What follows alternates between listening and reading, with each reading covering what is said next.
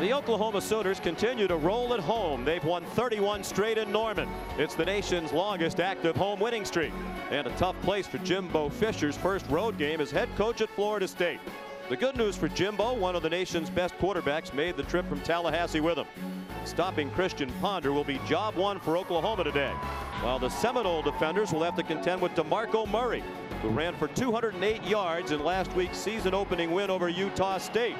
A 7-point victory that was too close for comfort for Coach Bob Stoops. He hopes for a better performance today with a sellout crowd on hand at Gaylord Family Oklahoma Memorial Stadium. It's the first meeting in a decade between two of college football's greatest programs.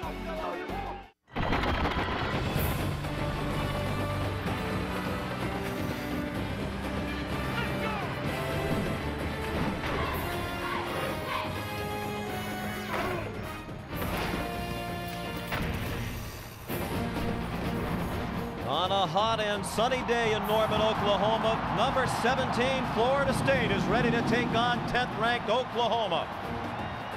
And here come the Sooners onto Owen Field, where they haven't lost since the 2005 season opener against TCU. They've won 31 straight home games since, 51 of 52 overall.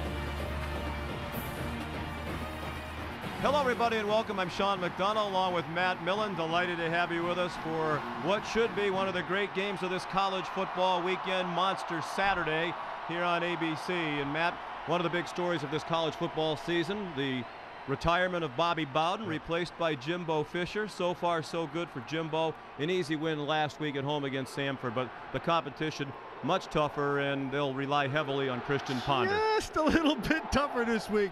And Christian Ponder is going to have to be that much better. Now, the good news for Christian Ponder is real simple. If you're a legitimate Heisman Trophy candidate, today's the day to show the nation that you're it. He's going to have to run this offense flawlessly. He's going to have to take this thing on his own shoulders because, Sean, defensively, they're young. And they have a new defensive coordinator. They put things in early last week. It was a good start. But young Mark Stoops, the younger brother of Bob, the head coach at Oklahoma, he's going to have his work cut out for him today. Mark Stoops will go against brother Bob for the first time ever. Both coaches during the week told us it's uncomfortable and awkward. They are very close. Bob Stoops said the only time you want to play your brother is in a championship game, so somebody in the family has to win a title. That's not what's at stake today, but it is a big ball game. Oklahoma squeaked by last week. A lot of angst here locally. They were favored by 34 to beat Utah State, held on to win by 7, and so much of the offense fell on 2 players. Well, really, and as long as I can remember, and you sitting out there probably think the very same thing, Oklahoma has always had great running backs. Well, this version is no different. DeMarco Murray, over 200 yards a week ago, runs strong, has the big speed to be able to break things. And then Ryan Broyles, the receiver, he's magic. He's magic, but he has to get the ball in his hands. And a week ago, they did not do a good job. Landry Jones himself admitted it was a subpar performance. And in order for them to open this offense up, Jones is going to have a better day. Florida State and Oklahoma. We'll have the opening kickoff from Norman right after this.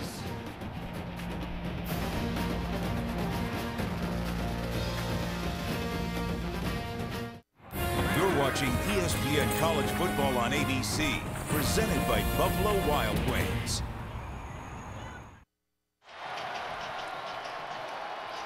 Back in Norman, Oklahoma, the Sooners and the Seminoles for the first time since they played for the national title at the end of the 2000 regular season in the 2001 Orange Bowl. Of course, Florida State was a dominant team in the 90s, but many Seminole fans point to that upset 13-2 loss at the hands of Oklahoma as the start of the decline for the Seminoles and the beginning of great things in the 2000s for Oklahoma. 67th FedEx Orange Bowl. The Seminoles of Florida State, the defending national champions, and the upstart Sooners looking for respect. Intercepted by Oklahoma. Winky in trouble, and the fumble. Oklahoma's got it. Quentin Griffin, touchdown. The champions of the FedEx Orange Bowl are the finally respected Sooners of Oklahoma.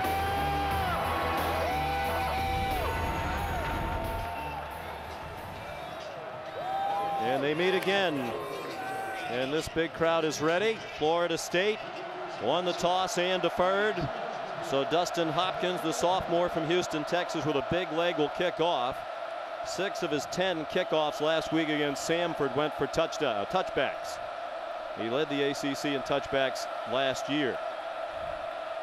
You saw DeMarco Murray among those back deep to receive, back with Moses Madu, who's returning today from a 1-week suspension. Didn't play last week, and there's that booming leg of Hopkins, sending it over the head of Murray and through the end zone. Down on the field, here's Janine Edwards. Well, Sean, Barb and Mark Stoops come from a family of 5 coaches. Their late father, Ron, and brothers Ron Jr. and Mike. Ironically, the first time 2 Stoops coaches faced each other was in 1988, the day Ron Sr. died of a heart attack after a game against Ron Jr.'s team. So this is a poignant moment. Bob and Mark Stoops said this is a unique and uncomfortable game for the Stoops family, especially their mom, Dee Dee. She's here today in a plain red t-shirt.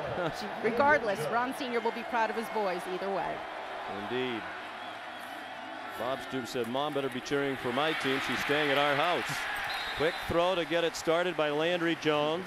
Right out to Ryan Broyles. So that's 28 straight games with a catch for Broyles. And that one good for a 4-yard gain for the junior from Norman. Spent his entire life in this area, born in Oklahoma City, just a few miles away. Second and a long 5 just across the 24-yard line. And DeMarco Murray to the 29, chopped down by Terrence Parks.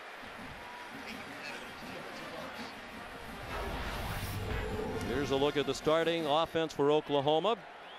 Murray, 208 a week ago, and Broyles, the big playmaker at wide receiver. They're hoping Kenny or Stills will emerge as another threat on the outside. Rattery, the tight end, a former walk-on. The good news for Oklahoma, the starting offensive line intact for 2 weeks in a row. That was the longest streak of offensive line starting combinations last year when they were decimated by injuries. Murray, his first catch of the year. Up the sideline and out of bounds at the 36. Very well done by Landry Jones. Just a simple to the left side. It's a 1-2-3 read. Just watching where the backers go. He clamps on the inside, leaves Murray free to the outside. Murray is an outstanding receiver out of the backfield, and he's a guy who has great hands. Only Quentin Griffin has caught more passes out of the backfield for Oklahoma. There's Broyles again, and the Sooners are sharp on the opening possession. Across midfield and out of bounds at the FSU 49. Ochuko Jenajay, former cornerback, now at safety, made the tackle. That's a big story for that Florida State defense. He's just a couple of weeks at the safety spot. Landry Jones as they go quickly deep down the sideline and incomplete. Well, looking for Cameron Kenny. One of the things that this Oklahoma team wanted to do, I was talking to their offensive coordinator Ken Wilson yesterday, he wanted to get Landry Jones settled down, and he wanted to get him into the game faster. And so what they've done here early is very smart. Just get the ball, nice quick underneath stuff. Now he takes a shot there, but if you can get him to build his confidence in a little bit, just kind of settle everything down, the offense runs a lot smoother. Sophomore from Artesia, New Mexico, southeast corner of the state, he tells us. Town of about 10,000 people. Has a man open and another first down to the 33-yard line of Florida State. Ryan Broyles again, 16 more. And that came on the back of this offensive line with great protection, and then allowed Jones to just sit back there, and Broyles is just going to sit down right in the middle of the zone. Lots of time to be able to find the hole, and the quarterback sees him for a big first down. Jones 4 out of 5 passing. He completed just 47% of his passes last week, and was quite candid in telling us when we visited yesterday he was very disappointed with the way he played. Said he just never could get into a rhythm. Seems to be into a rhythm here early. Murray down to the 30-yard line. Everett Dawkins made the tackle. He's part of the front 4 for Florida State. Not a particularly big group up front with White, Dawkins, McDaniel, and Jenkins. Kendall Smith, second-year starter at middle linebacker. And Greg Reed, they think, is a future superstar, the sophomore cornerback. swing pass too high for DeMarco Murray. Well, defensively, they're young, Sean, but they don't have a legitimate pass rusher. And when you don't have that, a lot falls back to the sideline, a.k.a. Mark Stoops. He's going to have to generate a pass rush with scheme, and that's tough to do, especially against a seasoned offensive line like this Oklahoma Sooner offense is. Stoops served as his brother Mike's defensive coordinator the last 6 years at Arizona. Similar circumstances there. Took over a defense among the worst in college football. Turned it into a very effective unit. And a first down. Good run after the catch by the true freshman Kenny Stills. They'll mark him out at the 20, and they convert on third down. Sean, watching the tape, the guy who just jumped off the tape for me, Ryan Broyles. The next guy is Stills. He's just a freshman. He is electric. He has excellent hands and tremendous run after catch. He can make you miss. This guy's going to have a great career here. Coaches were disappointed. He had a hip flexor in the preseason that limited his practice time. Very highly recruited player with Stills. Throw to the end zone is incomplete. There is a flag down with that movement along the line. And Trent Rattery was the intended receiver. Dropped another one at the end of the play. Rattery never got his head around because he was open. But just in this first series, Sean, just looking at it, the Seminoles of Florida State, they're going to have to get a pass rush, because if they this Landry Jones will maul them.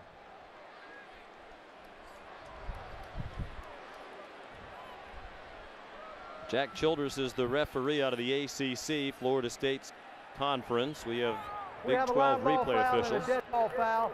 First, there's offsides. 93 of the defense. That's a 5-yard penalty. And then there's a dead ball foul, personal foul, hands to the face by the defense. That's a 15-yard penalty. It remains first down. He meant the offense. He pointed at the offense. I'm just trying to see if we were paying attention up here. And we are, at least half the time. What'd you say?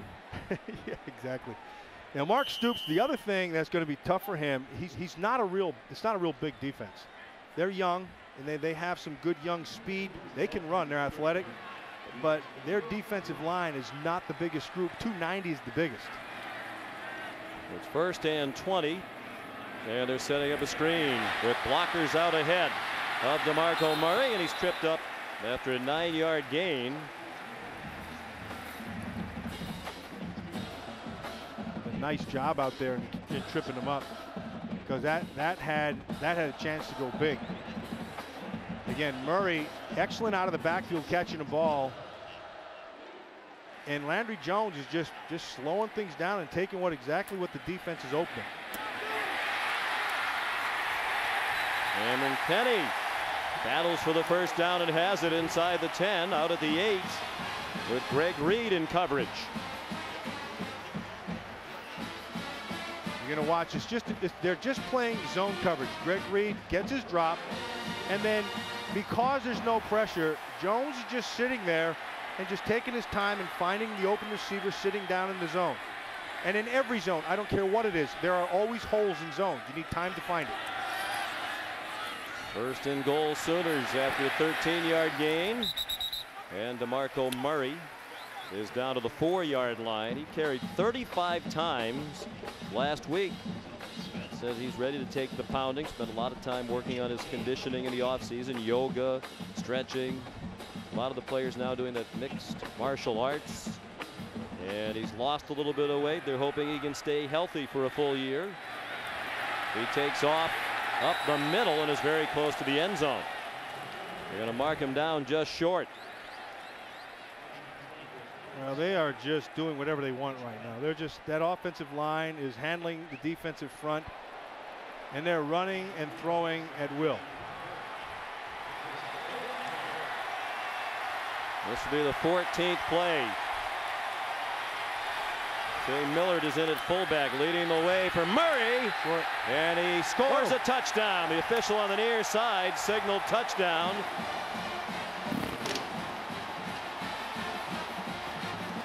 He just did get in, and Oklahoma leads 6-0. And it looks like DeMarco Murray is getting up a little slow. It's where the ball is.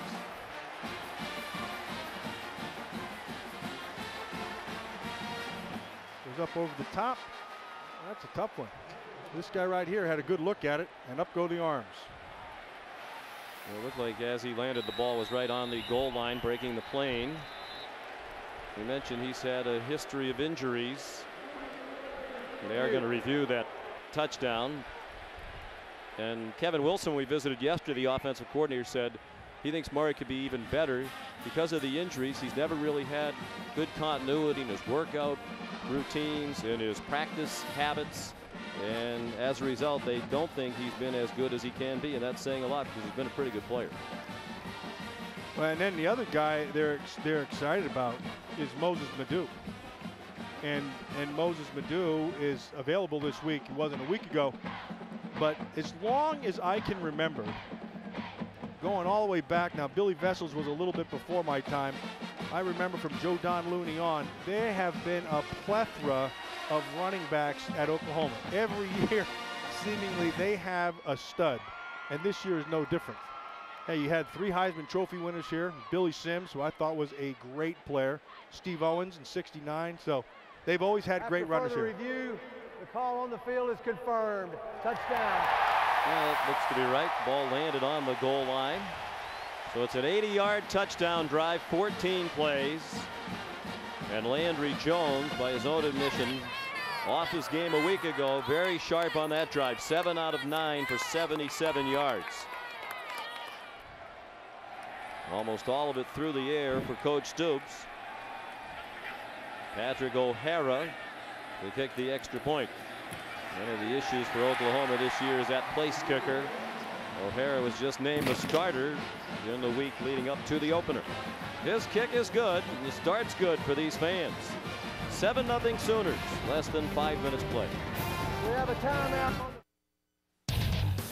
Robert Flores from our Times Square studios. Let's give you a pulse of what's going on the ESPN family of networks. Miami and Ohio State. No score in that game first quarter. Kent State and Boston College, ESPNU. Number 9 Iowa taking on Iowa State on either ESPN2 or ABC, depending on where you live. Now back to Florida State and Oklahoma. Sean McDonough, Matt Millen, and Janine Edwards. All right, Robert, thank you. Marco Murray, the touchdown run. Sooners an impressive opening drive. And now Florida State will get the ball for the first time today. Tress Way will kick off for the Sooners. LaMarcus Joyner and Greg Reed are back deep. Reed, one of the most dangerous return men in the country. So they kick it high and short, and it's still Reed able to run under it near the 21-yard line. And never could find any running room. Too much speed on that coverage unit for Oklahoma. And the Seminoles will begin on offense for the first time today from the 30, led by Christian Ponder. Last season, 69% completions, one of the best seasons in Florida State history. Threw for over 2,700 yards, and he missed 4 games. Hurt his shoulder late in the year. That required surgery in mid-November. But he was back in time for spring practice. And very impressive last week in only a half against Samford. He can run. These Oklahoma defenders know that. And he runs for 9 on the Florida State first play from scrimmage. The first thing you're going to notice about Christian Ponder is he's in complete control of this offense. And he makes great decisions, and he makes them fast, Sean. And so his ball will come out relatively fast. He'll read the coverage, pull it back down. If he sees you're manned up and there's a hole, his legs will get him out of there like it did in this last play. Got just about everything you'd be looking for. Good size, 6'3", 222 pounds, an excellent arm. Very smart. Excellent instincts. Jermaine Thomas took the handoff, turned the corner, and went across midfield to the 48-yard line of Oklahoma, where David King made the tackle. 13 yards, first down. It's an entirely veteran offensive line blocking for that skill group. 3-year starters Datko, Spurlock, and Sanders. four-year starters Hudson and McMahon. 41st straight start for the senior center. And Hudson's 3 times all conference in the ACC at left guard. Ponder, time, and his throw too hot to handle. Intended for Taiwan Easterling. Well, they know what they have in Christian Ponder, and they know what they have in that offensive line, and they feel good about both those things. It's the others that have to step their game up. Outside, their receivers, they've got to come up.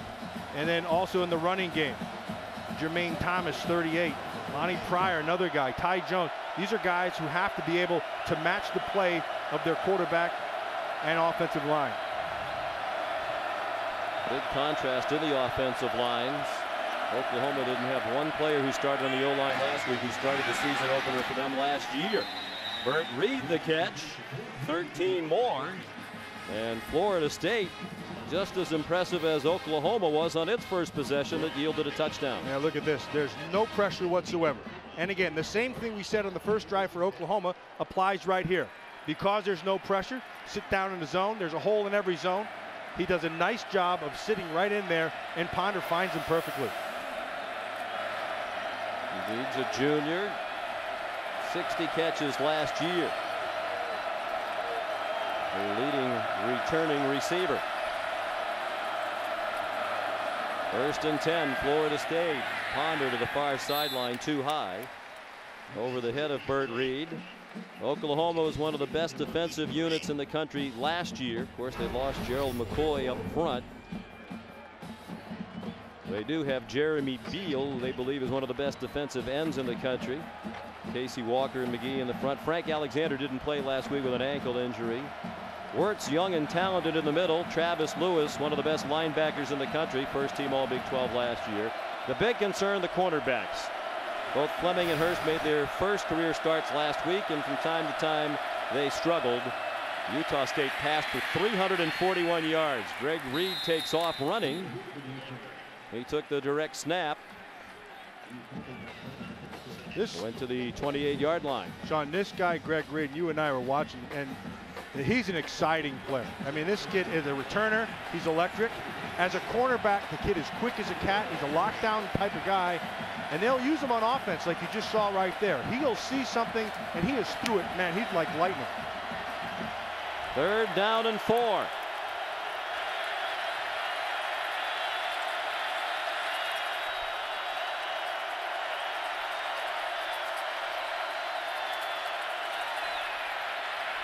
Ponder has his man for a first down inside the 20. Bo Relaford, the tight end, with the first catch by a tight end this season for Florida State. 9 yards and a first down. Well, because of the protection, he had time to ponder the whole thing. And it was done. Thank you. I'll be here all week. And he just does a great job. Look at this. That is really well done. And it's just pitch and catch. Just the patience. Let it open. Ball's right there. They didn't have much practice on 3rd down conversions. They had only 4 third downs all of last week to convert against Samford. Went 3 out of 4. And a rout of Jimbo Fisher's alma mater. Jermaine Thomas to the 16-yard line. Everything went smoothly last week for Jimbo Fisher. Longtime assistant, waited 22 years as a college assistant. Get his first head coaching job ever at Florida State after 3 years as their offensive coordinator, and he's still calling the plays. And he's still calling his old coach, Bobby Bowden. Loves him. Credits Bobby Bowden with everything. And he took the thing, he knew he had to make some changes, but the biggest thing was he wanted to get his offense into play, and he had to get Ponder back, which he did. Some thought Ponder might come out for the NFL. He rolls right, he's in trouble. Shows that running ability. Might get to the end zone. He's down at the 1. Sean, we said at the start of the game that when you're a Heisman Trophy candidate, games like this are when you show your stuff. And games like this is when you prove that you are what you are. He's doing it right now. And they tried to catch Oklahoma off guard and did not. Jermaine Thomas spun back to the line of scrimmage. And the second scramble of the day for Ponder. Netted 15 yards for the Seminoles, and they're a yard away from a tying score. The guy who I wanted to watch today was Jeremy Beal over Zebri Sanders. Sanders, number 77, that right tackle. And you have not heard anything from Beal. Beal's a good pass rusher. He's got some athleticism. He can dip. He can turn the corner on you. Sanders, in this first drive, nullified him. Second and goal. Lonnie Pryor in at fullback in front of Jermaine Thomas. Leading the way for Thomas. Touchdown, Florida State.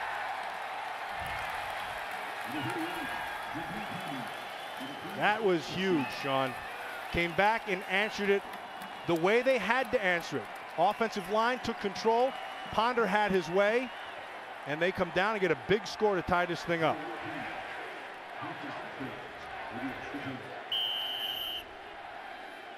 Second touchdown of the season for Jermaine Thomas, junior from Jacksonville. And now Dustin Hopkins to tie it with an extra point. He's made 42 of those in a row now. 70 yards and 11 plays. Ponder ran for 24, passed for 22, and Thomas finished the job.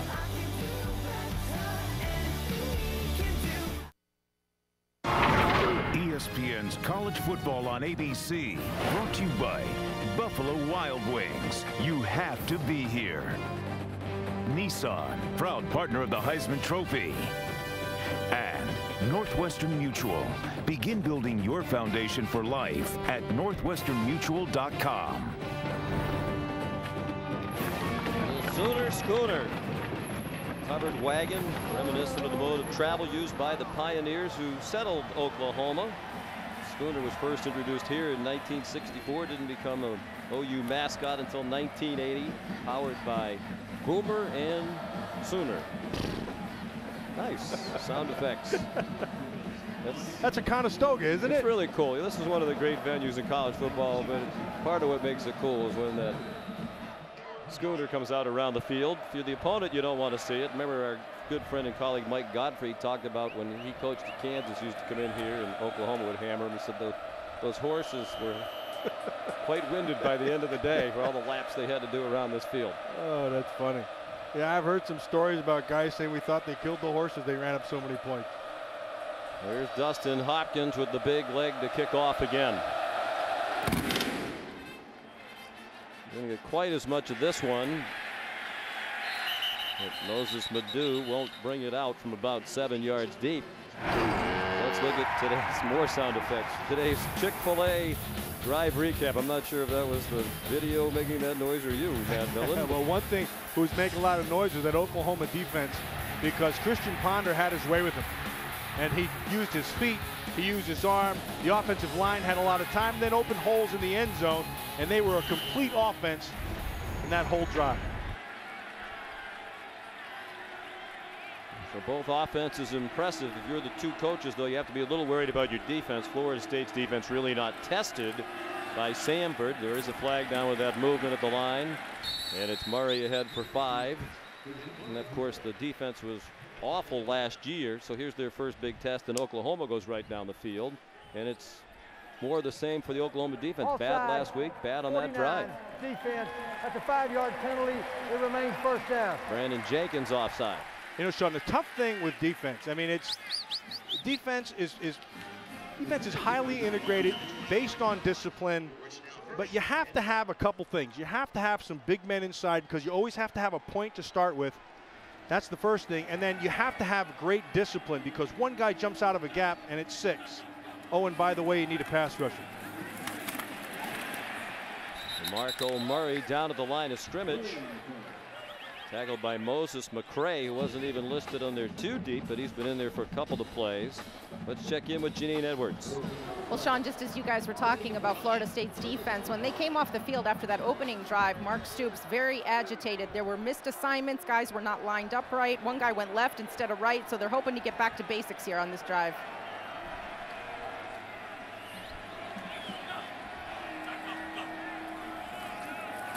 Second and 5. Landry Jones with all day to throw, and a good catch by DeMarco Murray.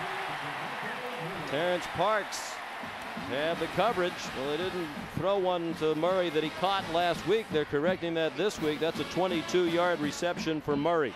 Anytime you have a running back with his run skills who can detach and get outside of the formation and become a legitimate receiver like he is, it gives defenses fits. How do you treat him? Do you treat him like a receiver? Do you treat him like a running back? Who do you deploy? He can't be a backer, usually not a safety. It just causes lots of problems. His third catch, swing pass for Ryan Broyles. He gets bopped out of bounds at the 48-yard line of the Seminoles by Xavier Rhodes. And there's an injured Sooner on the play. Ryan Broyles had 89 catches and 15 touchdown receptions, both of them school records last year.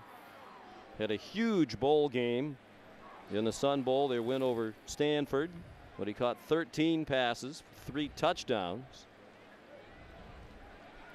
Donald Stevenson, the starting left tackle, is the injured player, first-year starter.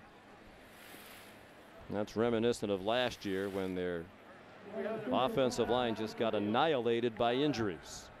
Timeout, 4 minutes to go, first quarter. Donald Stevenson limped off. He's trying to walk it off on the near sideline. 7-7 the score. Rematch of the 2000 National Championship game, which took place at the 2001 Orange Bowl at then Pro Player Stadium in Miami. Won by Oklahoma. Jarvis Jones has come in. It's part of a 3-tackle rotation for Oklahoma. He plays a lot at both tackle spots. Here's Moses Madu, seeing his first action of the year after a 1-game suspension. He was yanked down short of the first down at the Florida State 44-yard line. And you said it earlier, Madu, in the opinion of the coaches, was every bit as good in the preseason as DeMarco Murray. Well, he's exciting also. He's got that same kind of breakaway speed. A little shorter, a little thicker. Runs well between the tackles. Madu played some wide receiver last year. Nice play action fake. And a run for a first down by Landry Jones to the 35. Here's Robert Flores. All right, Sean, Taco Bell studio update. After Ohio State had a touchdown called back for holding, they settled for a field goal. Ensuing kickoff, Lamar Miller, 88 yards for the touchdown. Miami up 7-3. And James Madison is on the brink of beating Virginia Tech. Sean. Wow. Virginia Tech not able to bounce back after the disappointment against Boise State. Meanwhile, Madu carried for 8 yards during that date. Second and a long 2. And Madu again inside the 20 and a first down. And they had to have Murray carry, sorry, Matt, 35 times last week because they didn't have Madu. It helps to have Moses on your side. Always good to have Moses on your side. And they are quickening the pace, and they're trying to catch Florida State short-handed. Now they'll slow the thing back down. But Florida State was running guys in and out, and so they're quickening the pace to try to get them short-handed. Of course, it's a Florida State unit still trying to learn a new defense. It's a lot different from what they've been playing under Mickey Andrews, who retired after 26 years as defensive coordinator. Mr. Alexander took down Moses Madu after a short game. Sean, what Janine said earlier is a great point, because all too often when you get a young team and a new defensive scheme and you put them out there and you quicken the pace, it's a lot about making decisions and being right even where you line up. And a lot of times guys get lined up wrong and it creates big holes. Pump fake by Jones. It got the receiver wide open. Ryan Broyles, a touchdown.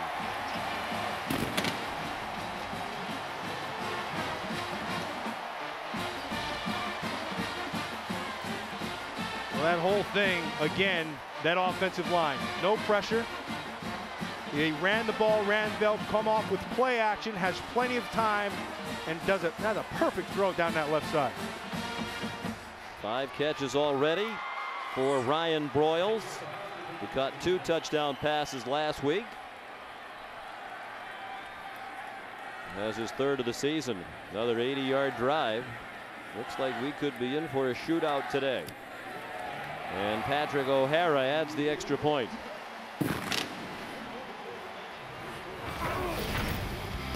Landry Jones, 47% last week. He's 10 for 12 today against the Noles.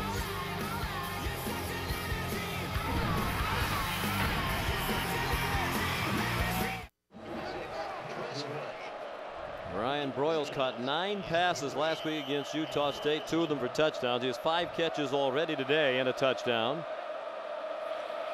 And there's been absolutely no defense so far today here in Norman. Tress Way kicks off. Tumbling down to Greg Reed. Trying to go across the field. There's a flag down. Reed turns the corner. Well, there is a flag down back at the 24-yard line. He runs out of bounds at the Oklahoma 38. Sean, they should take Reed off the back of his name off the back, and just put big play on him, because he's a big play waiting to happen every time. He's exciting. So a 49-yard return will be negated by an illegal block against the Seminoles.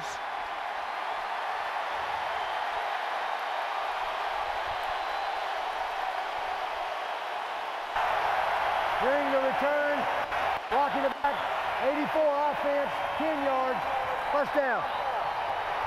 Rodney Smith, a wide receiver, guilty of the blocking infraction. Said right there, and it's close. Usually they watch which way he falls. He goes head first. They throw the flag. He was head first.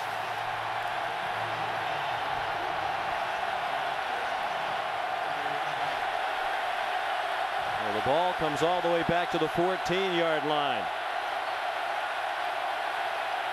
It's a defense that needs help, and the crowd's trying to give it to him. Jermaine Thomas for a yard. Frank Alexander the stop. Let's go back to that touchdown, and I want you to watch Xavier Rhodes, number 27, and watch his head, okay? Nicely done. You take your first quick peek now on the receiver. Eyes should be here. Instead, they go back inside to Landry Jones, and there's the bite. It's over.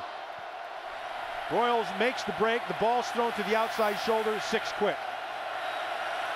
I would think you would particularly want to keep your eyes on number 85.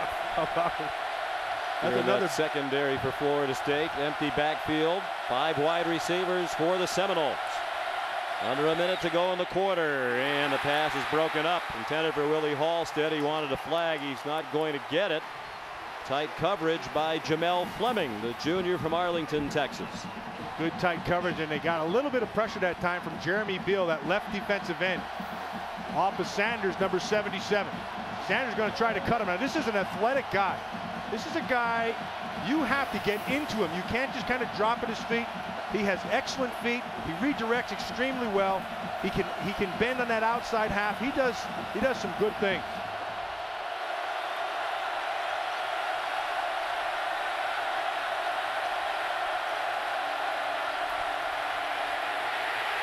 Under duress, throws it away.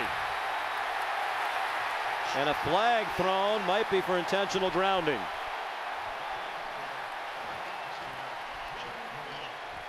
Jeremy Beal again there. There's pressure coming from the other side. We have intentional grounding. Number 7 of the offense. After Ross is down, follow the pass. The ball did not cross the neutral zone. Ross is down from the spot. You're going to see it's a stand-up, and they bring 5. And then here comes the pressure from the inside and outside. Jeremy Beal holds the edge again. His athleticism keeps him on his feet, and they do a nice job of getting after him. Frank Alexander, number 84, is also in there. Sean Powell's first punt of the year from the back of the end zone. They did not punt last week against Samford. He has a great leg, and he has a big wind at his back. And he bombs one. Back to the 36-yard line goes Ryan Broyles. And a 10-yard return to the 46. 60-yard punt, 10-yard return. Mr. Alexander made the tackle tonight at 7 Eastern on ESPN. Big-time coaching matchup. Joe Paterno's 18th-ranked Penn State Nittany Lions take on the top-ranked Alabama Crimson Tide of Nick Saban. It's college football primetime presented by Hampton Hotels tonight at 7 Eastern on ESPN. College football is available on TV, online, and on your phone. Go to ESPN.com for more information. First time they've met since 1990. Robert Bolden in a tough spot tonight. The Penn State freshman quarterback. Brennan Clay, true freshman. Caught the swing pass, got about 7, perhaps 8, got across midfield. And he's a versatile freshman. They'll line him up as a receiver and as a running back. You know, one thing I've always been impressed with Oklahoma, if they have a talent, it doesn't matter how old he is, they're putting him on the field. They did the same thing with Joe Paterno with Robert Bolden. He won't be the problem. That offensive line for Penn State, that's going to be the problem. Jones throws it the other way, incomplete. Clay alert enough to get on it, but it is a forward pass, incomplete. 3rd down and 2 with 11 seconds to go in the first quarter. It's one of the few errant balls thrown by Landry Jones so far. And now here they come quickly to the line again. DeMarco Murray back in, and he has the first down. Chopped down by Greg Reed. But Murray will be marked down at the 43-yard line, and it's 1st and 10 Sooners. You know, the one attribute that you see on both sides of the field is speed. Both these teams can run. 176 yards of offense in the first quarter for Oklahoma. They lead 14-7.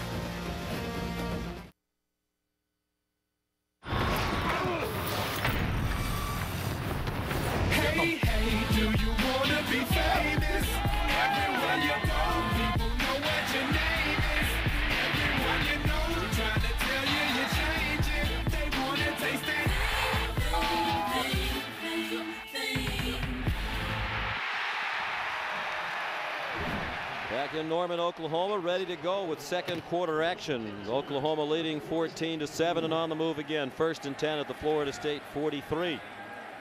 Sean McDonough, Matt Millen, Janine Edwards, delighted to have you with us.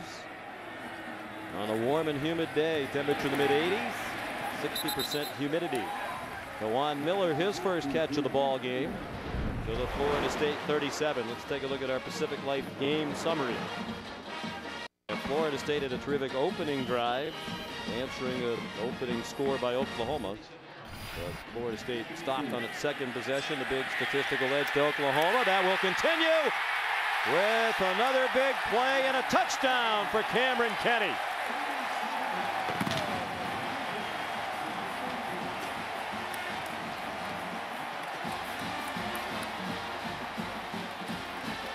John, it looked like it was quarters coverage, which really doesn't mean to a lot of people out there, but what it does mean is when the outside receiver goes vertical, it turns into man-to-man.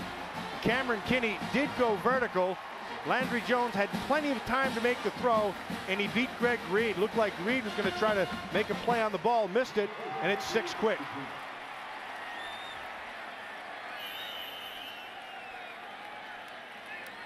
$37-yard touchdown. And 54 yards in just 49 seconds. The extra point good for Patrick O'Hara. 21-7 Oklahoma. Cameron Kenny, his first touchdown of the season. Watch right outside here. They're going to go vertical here. Now in this coverage, when he goes vertical, this converts to man.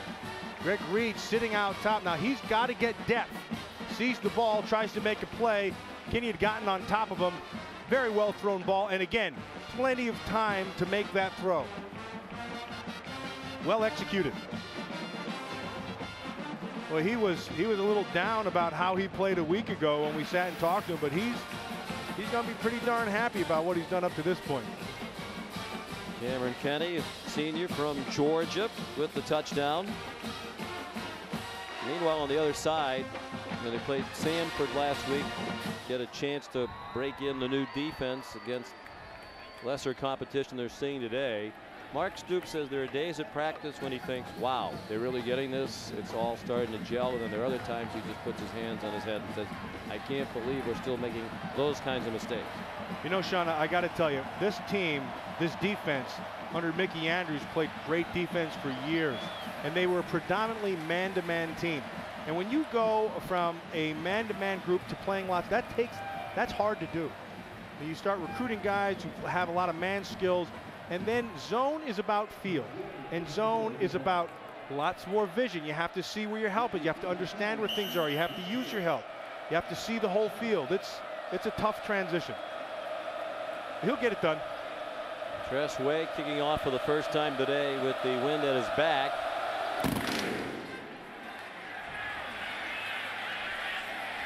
And LaMarcus Joyner thinking about it. And then takes an egg. Let's check in again with Robert Flores in our Times Square studio in New York. All right, Sean, this studio update brought to you by New York Life. And bad news for Boise State and their national title hopes, because James Madison of the SCS beat Virginia Tech. Hokies turned it over 3 times. Darren Evans coughs it up deep in James Madison territory with 5 minutes left. Hokies never got the ball back. Michigan has gone up 14-7 on Notre Dame. Sean.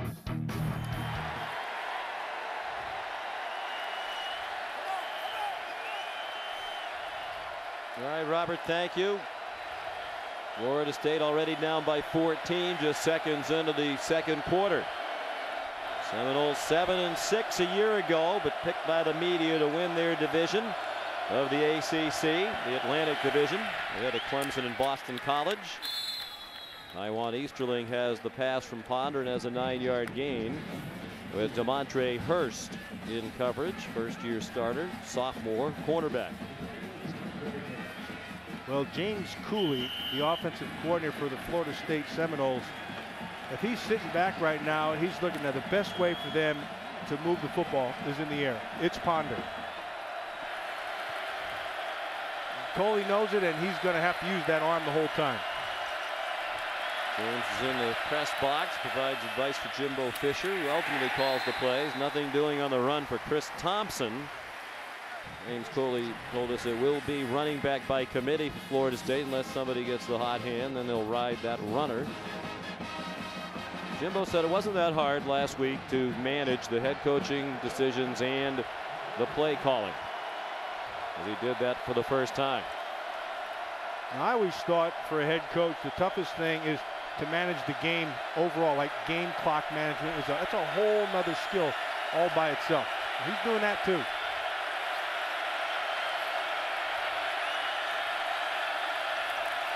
Third down and 1. Jermaine Thomas got just enough for the first down. This is a drive right here, Sean.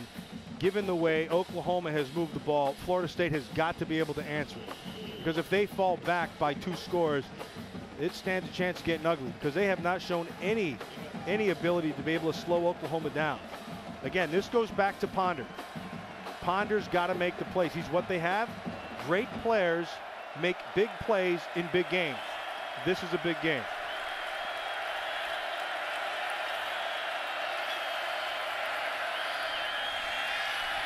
Ponder with a lot of time trying to throw the deep ball, and it's batted away.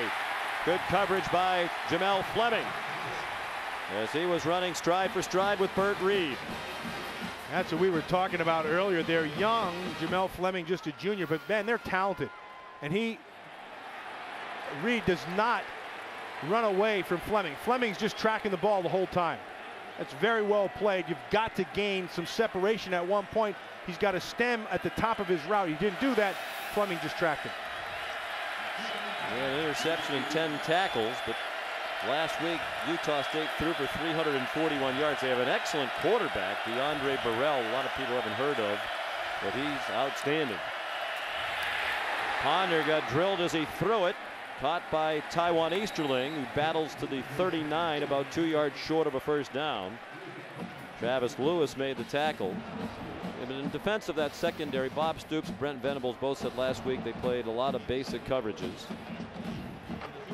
There's Tony Jefferson, who came on the blitz there and walloped Ponder. There's Brent Venables. Been on the staff here at Oklahoma all 12 years with Bob Stoops. He's one of the best defensive coordinators in the country. But up to this point, regardless of how vanilla they were a week ago, if they don't bring a 5th guy, they have not gotten pressure against this Florida State offensive line. That time was the first time they really got a hit on Ponder. Ponder to throw on 3rd and 2. Nicely executed. Out of the backfield, Jermaine Thomas. And a long run down the near sideline to the 40-yard line of Oklahoma. Tom Wirt made the tackle. First down, Florida State. Again, they're just going to flood the zone over to this left side, or the right side as we're looking at it. And just well done. You're just outflanking your defenders. All you're doing. Just take him, get him down the side, and then again, because lots of time for Ponder, he just dumps it off and lets him run. 21-yard gain. Ponder's from the Dallas, Texas area, Colleyville, just a couple of hours drive here from Norman. He has a lot of friends and relatives cheering him on today.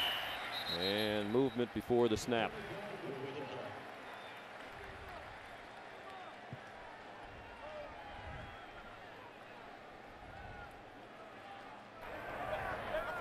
Ball start, 77 offense, 5-yard penalty, it's still first down. Zebri Sanders called for the movement. Ponder's from a Florida State family. His dad, David, played defensive end and tackle for Florida State back in the 1980s. Well, Christian grew up a Seminole fan, wanted to go to Florida State, but wasn't heavily recruited by the Noles early on. Hands it off to Jermaine Thomas. Matter of fact, junior year in high school, Matt, Christian Ponder went to a Bobby Bowden summer camp, hoping he was going to get a scholarship offer. As he was leaving to go to a camp at Georgia Tech, the Florida State coaches told him, "We can't offer you one right now. We're waiting to get an answer from a young man named Tim Tebow. Never heard of him. He's going to come to play in Tallahassee." Tebow called a little while later, said, "I'm going to Florida." And that's when Florida State offered Ponder the scholarship. Kind of worked out well for everybody. Yeah, all the way around. And he's going to have to use that arm right now on this 2nd and long to get him out of this little bit of predicament here. Ponder got back near the line of scrimmage and then got belted by Tom Wirt. A big hitter at middle linebacker, redshirt freshman from New Braunfels, Texas, but originally from the United Kingdom. He moved to this country in the 8th grade. Didn't play football, obviously, until he got over here. He's a quick learner. And he's also quick-footed. The kid can really run. He's fun to watch on tape. One area that he's a good hitter. He has a knack for finding the ball, good instincts. He's got to get better in his pass drops. Sometimes he kind of gets a little bit lost in his underneath coverage, but he's just a young one. He's going to be a good one. The 2 personal foul penalties that were costly last week. Leaving the player with a bit more discipline. Movement at the snap, right over the ball.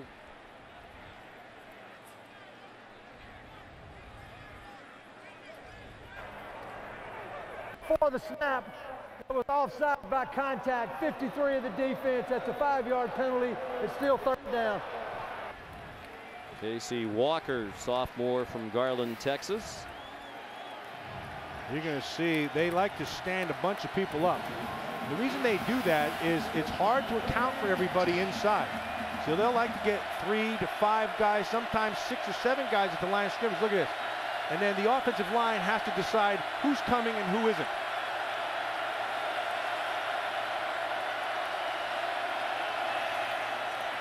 Ponder pressured off the corner and has nowhere to go.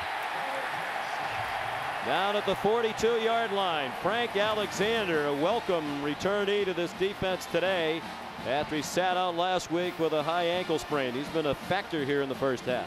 Well, here you go. They're going to bring themselves 6 guys. They bring Wirt off the edge. Alexander just keeps on coming.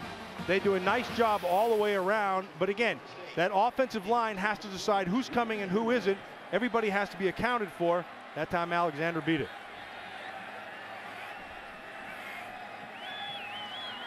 Sean Powell to punt. Brian Broyles back deep. Very high kick. And even into the wind, too strong, into the end zone. And it'll come out to the 20.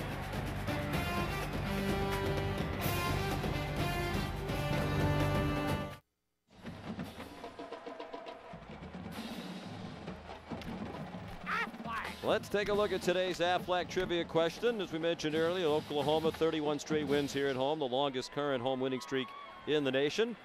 Which school holds the all-time record for the most consecutive wins at home?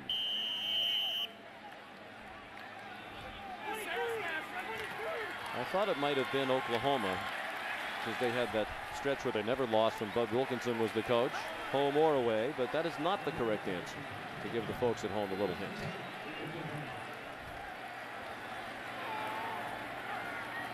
Here come the Sooners again. They've had 3 possessions prior to this one and scored 3 touchdowns. Landry Jones out throwing. Cameron Kenny the catch. He has a touchdown for Oklahoma. Touchdown drives of 80, 80, and 54 for the Sooners. Here's Janine. Well, Sean, this Florida State defense trying not to get down on themselves. I overheard them at the break, the defensive ends telling the corners, guys, I'm counting on you. I'm counting on you. And Ochuko Genije, one guy taking it hard, sitting on the end of the bench with his head down, not speaking to anyone. Keep in mind, he's making a difficult transition from corner to safety this year. He's one of the most impressive guys we've spoken with. As Moses Madu carried for a first down for Oklahoma. He said, I was raised to be a team player. I'm a senior. I've been a cornerback my whole career, but if they think the team's better off with me at safety, I'm going to do my best to learn how to play safety. But it's a lot different from being a corner. And he's learning on the fly. Yeah, not easy to do, Sean. The angles are all different. Moses Madu breaks a tackle. Got away from the grasp of LaMarcus Joyner. Got out to the 36. Mr. Alexander finally made the tackle. They didn't even, Florida State wasn't even lined up properly there.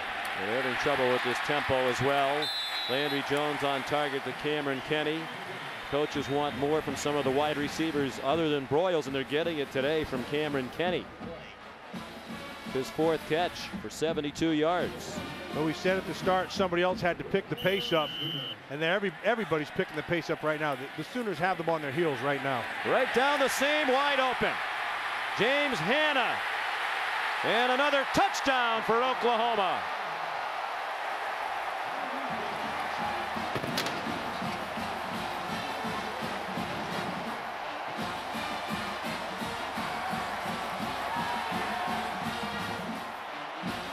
What Janine said earlier came true again. They couldn't even get lined up properly. 2 plays in a row. This last time they were a victim of lining up slowly and then also poor tackling. James Hanna, the junior, his first catch of the season. And it goes for a touchdown, 46 yards. The 3rd 80-yard touchdown drive of the day for Oklahoma. That one took just 5 plays. Patrick O'Hara, no good. So it's 27-7.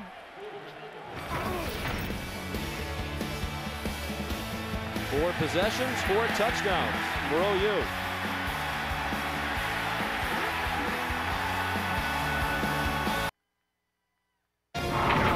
ESPN's College Football on ABC.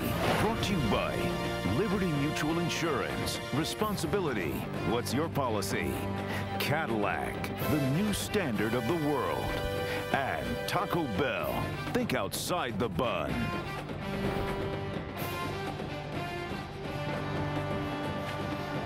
2000 National Championship trophy on display inside the Switzer Center. James Hanna displaying his skills. That's his first career touchdown reception. Had just 6 catches all of last year out of Flower Mound, Texas. Bob Stoops. You know, he used to pick on his little brother Mark when he was a kid. He said all 3 of the older brothers picked on the youngest of the 4, Mark Stoops. He's kind of beating up his younger brother again here today. Yeah, he's getting after him pretty good. Mark Stoops says they did to me today what they used to do to me when we were a kid. They'd probably all be jailed right now. Marcus Joyner, the return out to the 18-yard line. Sean, this is the touchdown right here. See, they're getting over here late, and they're going to end up playing a 3-deep zone. 1, 2, 3 deep. You got to get somebody on this down the slot because it puts the safety in the middle of the field in a tough position.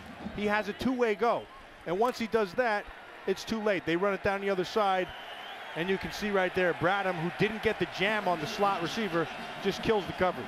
Mark Stoops coaching him up. Bob Stoops and Mark Stoops both admitted yesterday multiple times that Mark Stoops had to go for stitches when he was a little kid after playing with his older brothers who roughed him up a little bit. Ty Jones is in at tailback now for Florida State, but it's Ponder throwing to Burt Reed.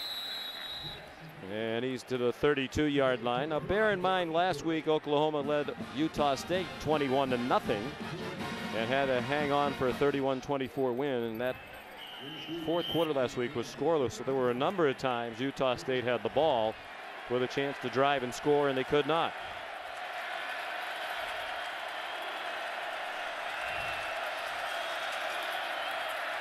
From the 32. Good catch in space by Ty Jones. Demontre Hurst tripped him up. You know, watching that Oklahoma defense from a week ago, there were about maybe a dozen plays where they gave up big plays, and it wasn't because they were out of position or a couple times one guy fell, but they just didn't make a play on the ball, and that was their mantra all week long. Make the play that's there to be made. And they gave up 12 big plays. They went for 335 yards for Utah State. The rest of the game they defended pretty well, but as Brent Venables said yesterday, all the plays count. Can't give up those 12 big plays. Ty Jones, the ball carrier, across the 35 to the 36. It'll bring up 3rd down and 6. You know, one of the things that Jimbo Fisher has to balance right here, he has seen, if you were reading your game, he has seen his defense has not been able to stop Oklahoma at all. So he has to move the football and score, but he also has to take time off the clock. And that is a tough position to be in. So he's mixing the run in here, but he knows the way to get back into this thing is Ponder's arm. And these are two teams that in recent years have leaned heavily on the pass. 3rd down and 5. Ponder hit as he throws, incomplete. In the direction of Taiwan Easterling. Tony Jefferson had the coverage, the true freshman.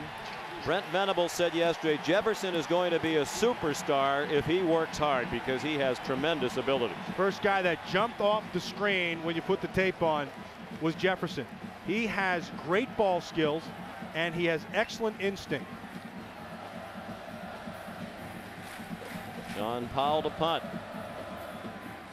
Didn't punt at all last week. It was the first time since 1992 that Florida State didn't punt in the game. Ryan Broyles from the 12. Ankle tackled at the 20, or he had plenty of green grass ahead of him. Good tackle by Mike Harris.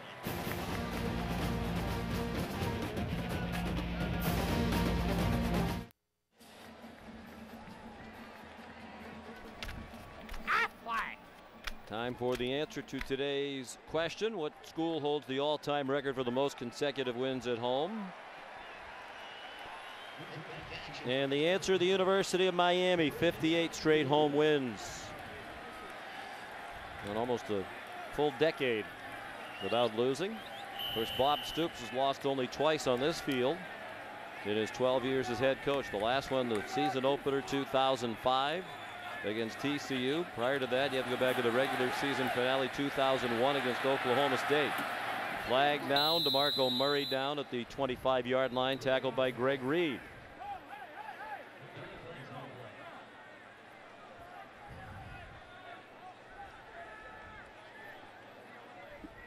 Sooners have averaged 9 yards per snap against Mark Stoops' defense. Offsides, 98 defense. That's a 5-yard penalty. Feed 1st down. Marcus White. And here's a look at the Oklahoma possessions today. 3 80-yard touchdown drives and a shorty of 54. And the only reason that they're 80 yards is because they didn't start the ball sooner. Because they've been going at will against this defense. DeMarco Murray, that carry will get Oklahoma over 300 yards of total offense. There's still 5 minutes to go in this first half. That's their 15th first down.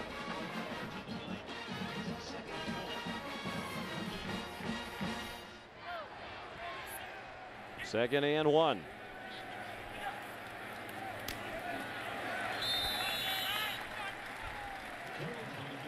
And Jones keeps it, and it looks like he has the first down.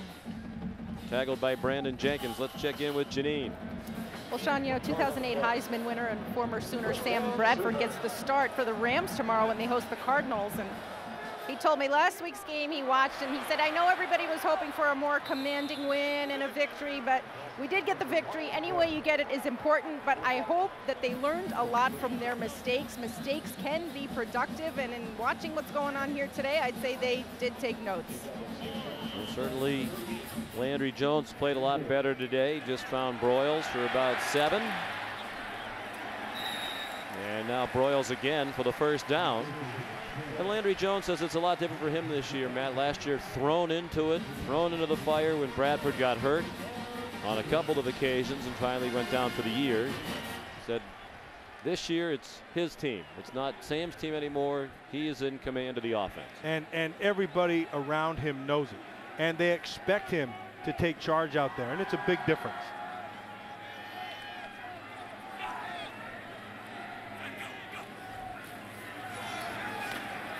Good play action fake and another good throw. And Broyles breaks free for about 3 more yards off a hit down to the 37.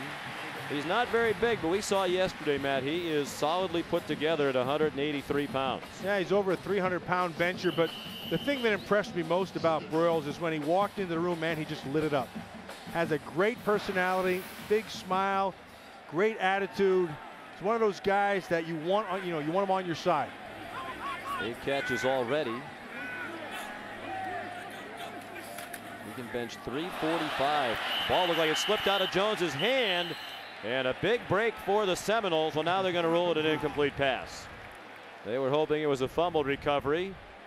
And that's what the Seminole coaches are saying. Jimbo Fisher's way out on the field on the far sideline. Yeah, that slipped out of his hand before his arm went forward. That's a fumble. Yes. Marcus White is able to jump on top of that thing, number 98. They should review that, and they will. And Oklahoma was smart. They tried to get up there quickly to go. Previous play is under further review. Big 12 replay officials, ACC officials on the field. But that should be overturned. It was continuous action, and Florida State recovered the ball. Watch as he lifts. See how as he lifted his arm to come up, the throwing motion did not start forward. The ball popped out. That should be a fumble. And he had Cameron Kenny out there. They like that quick game. The corners have been playing off. That's where he was going to go. But again, you see the ball just pops out of his hand before he starts his throwing motion. There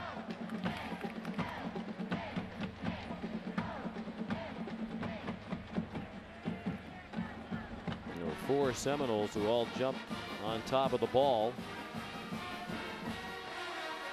We credited Marcus White with the fumble recovery.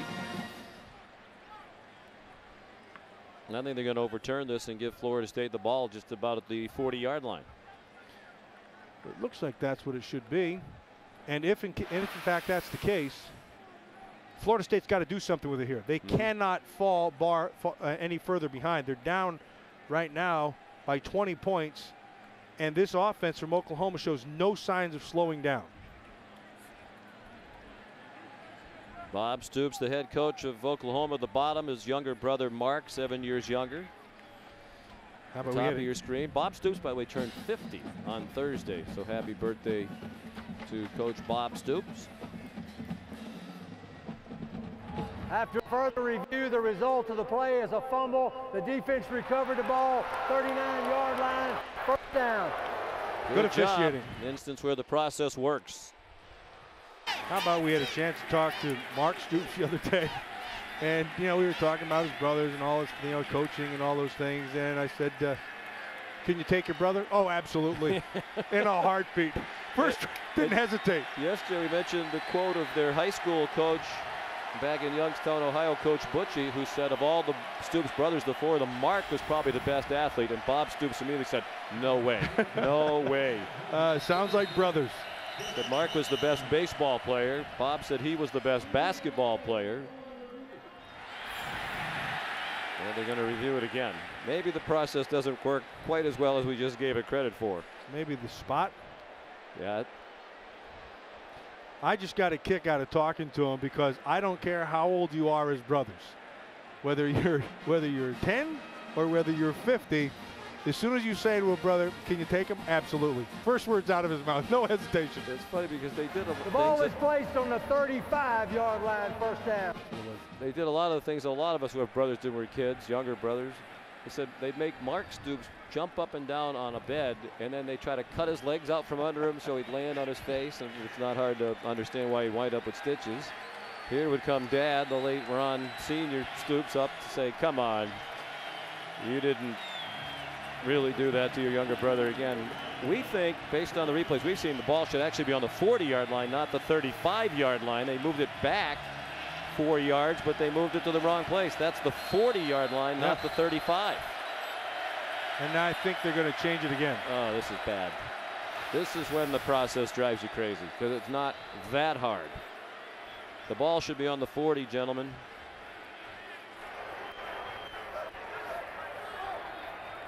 The previous play is the review. For the third time. They're just going to make sure they have it at the right spot. You know what? You'd rather have them get it right. Right. Of course, you'd like it on the first try, but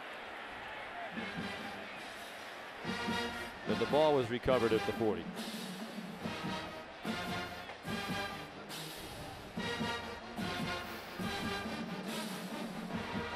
there's the ball popping out, and then you're going to see Marcus White get on top of it right there, and that's the 40-yard line. Yep. 40-yard line. Ball is placed on the 40-yard line. First down. Would have been funny if he just said, "I'm sure of it."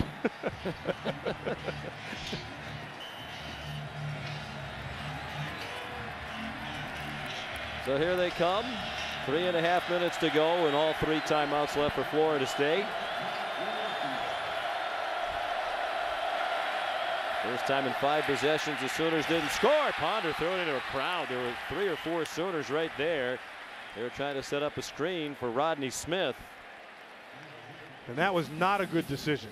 That one he should have just pulled down and let it develop a little bit more, either throw it away or take off and run. But man, he took a chance throwing it inside there. Not a good decision by one of the brightest guys in college football. Christian Ponder earned his undergraduate degree in finance, a BS, in 2.5 years. Completed his MBA this past spring and is now working toward a second graduate degree in sports management. He has a cum of 3.7 as a GPA. Pulls it down and runs. And is chased out of bounds at the 44 by Quentin Carter, the outstanding safety for Oklahoma. And I think in that NBA program, I don't know if they had a class on throwing into screen plays. That's probably the one that the day he probably skipped it. But he could have used his legs on the previous play to get himself out of that trouble. Said he credits his parents for his concentration on academics. They always preach to him that the classroom comes first. What an impressive young man Christian Ponder is when you talk to him.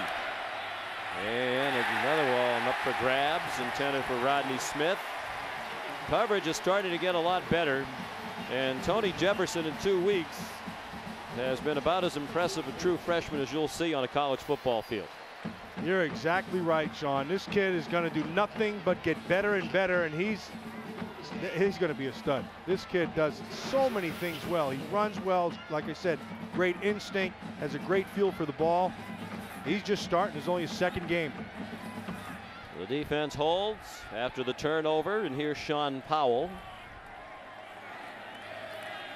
4th straight Florida State possession that ends with a punt. This one's a line drive out of bounds. Not good from one of the best punters in the country.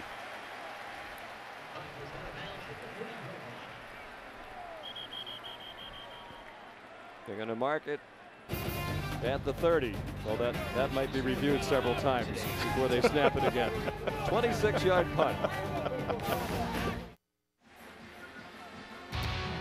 Tonight at 7:30 Eastern on ABC, the NASCAR Sprint Cup Series. Motors into Richmond. With a 1-2 finish last weekend in Atlanta, Tony Stewart and Carl Edwards both emerged as championship contenders. It's the last race before the chase field is set.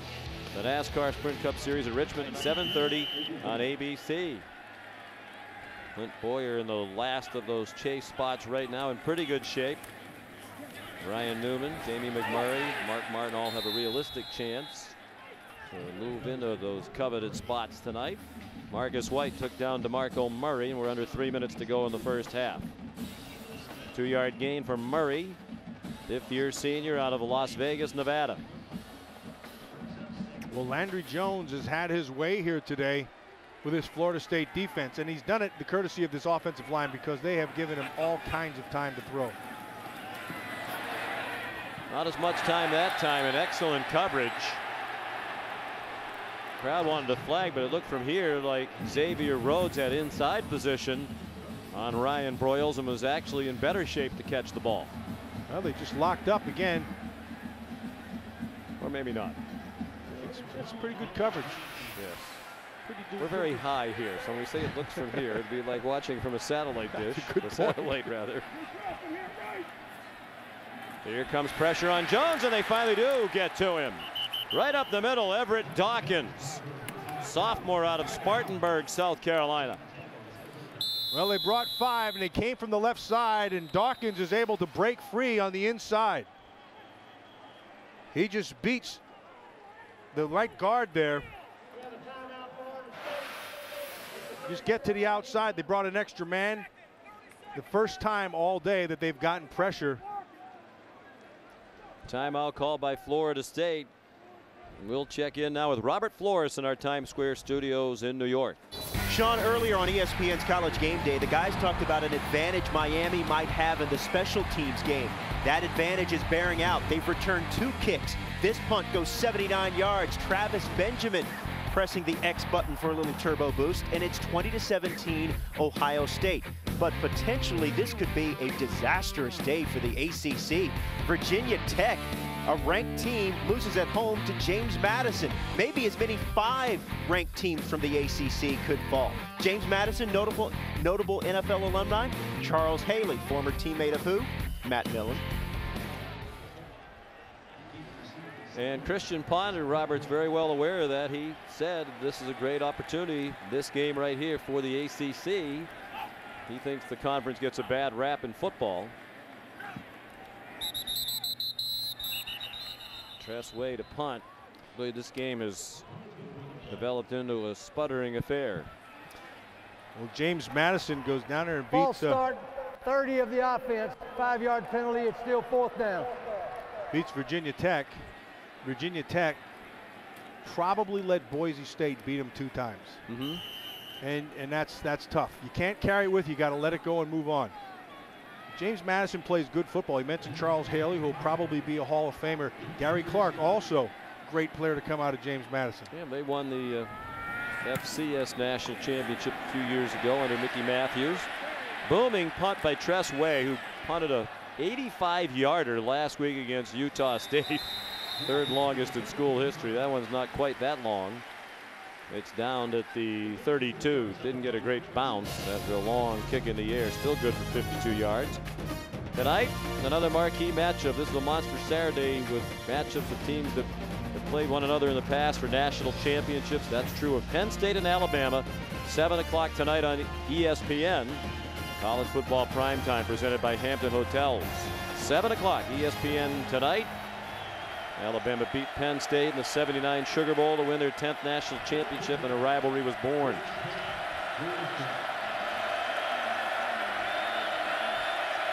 And their own 32, 1st and 10. And now it looks like Oklahoma wants a timeout. False start. Nope, first a 84 penalty. of the offense, 5-yard penalty, 1st down. Sean, that Alabama-Penn State game, Alabama is a better team. But Penn State, they're young, but they're very good on the outside with the receivers. Robert Bolden, the young freshman, he's gonna be under pressure, but more pressure is going to be on that offensive line. I think Penn State's defense, they'll bend, they'll break a little bit, but they're better on defense than people think they are. Throwback screen to Burt Reed, and he's to the 32. Got the 5 penalty yards back. With 2 minutes to go in the half. 2 timeouts left for Florida State, down by 20. They've got to put 6 on the board here before the half to make this thing competitive and to help themselves, give a little confidence going into the second half. They put it on the 31, so 2nd and 11. Ponder, incomplete pass for Willie Halstead, sophomore. James Coley, the offensive coordinator, said is really coming on strong. Had only 1 catch last year as a true freshman, but they like his talent. Now you're 3rd and long again here. And it falls squarely back on the shoulders of Ponder. Ponder's been solid, nothing spectacular here. The first drive, he looked lights out. And then since that time, they've gotten pressure on him. And he's just been okay. 1 for his last 5. Just did get it off at 2 seconds on the play clock, and that throws too high. Burt Reed, the intended receiver, and again good coverage by Jamel Fleming. Well, this week these Oklahoma defensive backs are in position again, but they're making plays when they're in position. Last week, a lot of times they were in position and just whiffed. Exactly. They make a play on the ball, make the play that presents itself. That's what they preached all week long, and they've done that so far this game. 5th straight punt after that terrific start for Florida State. They march right down the field on their first possession. Sean Powell, another low ball into the wind. Caught on the bounce by Ryan Broyles. And he's dragged down at the 36, and then a late flag thrown. Mr. Alexander made the tackle. And Juwan Harley was upset when he saw the flag.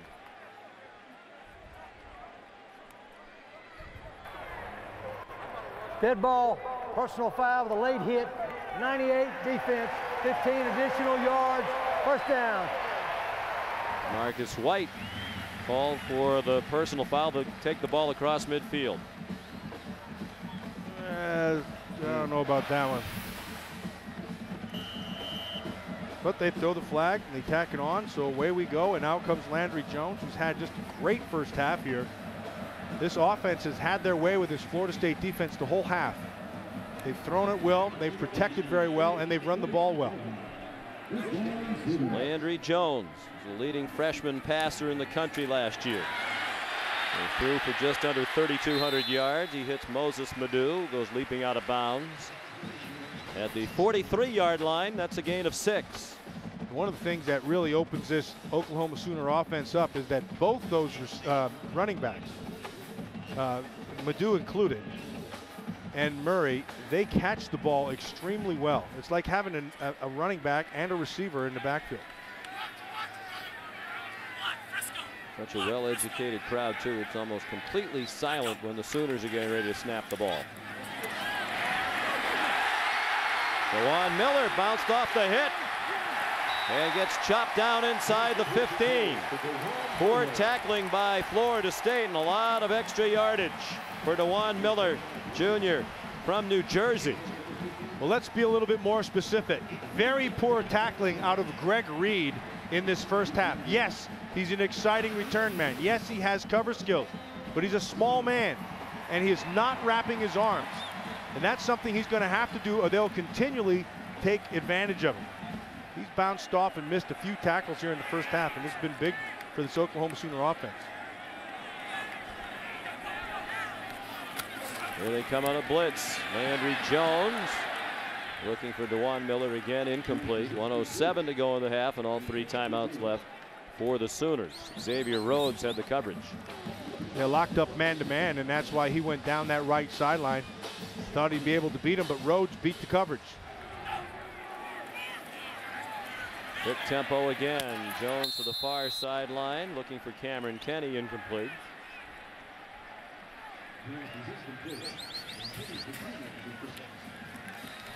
Well, Landry Jones has been, he's been flawless here in the first half. He's done whatever he's wanted to do. They started off with the short stuff, but he's pushed the ball down the field, and he's been very, very accurate. The local paper here today had an article questioning whether he was the right man for the job. He might be answering that question today. Jones dumps it off for DeMarco Murray inside the 5 and down at the 1. Xavier Rhodes prevented a touchdown. 1st and goal, Oklahoma, 56 seconds in the half. Big Ben Hayburn out there on that screen. You're going to see the center come on out, number 61, and Murray just uses patience and stays behind him, waits for the block, and then gets what he can get at the end. Well done by this Oklahoma Sooner offensive line. 321 yards passing now for Landry Jones. After he had 217 the entire game last week. Murray to the goal line. Touchdown, Oklahoma.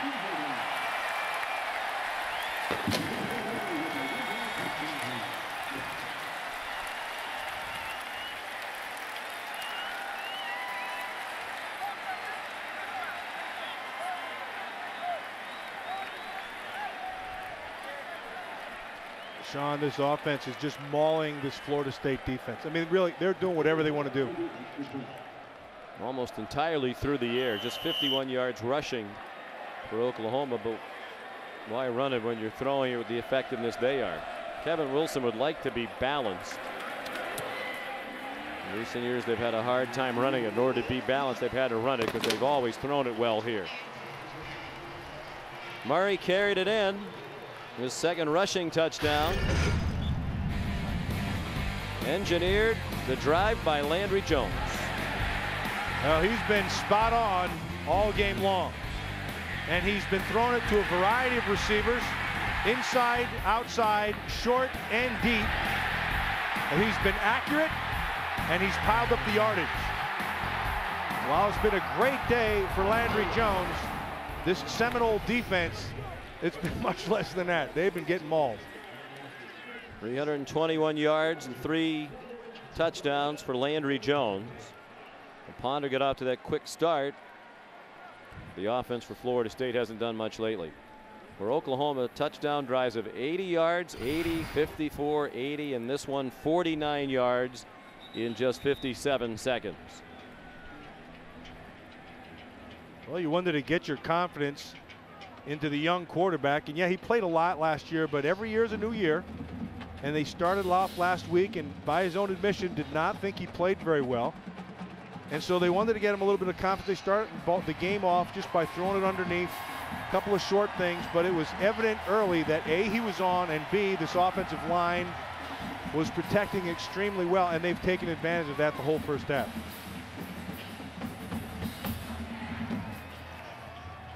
Landry Jones told us yesterday he wants to be a pastor someday.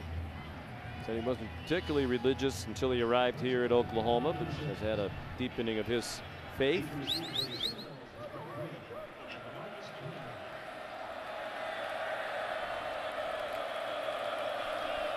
Tress Way will kick off.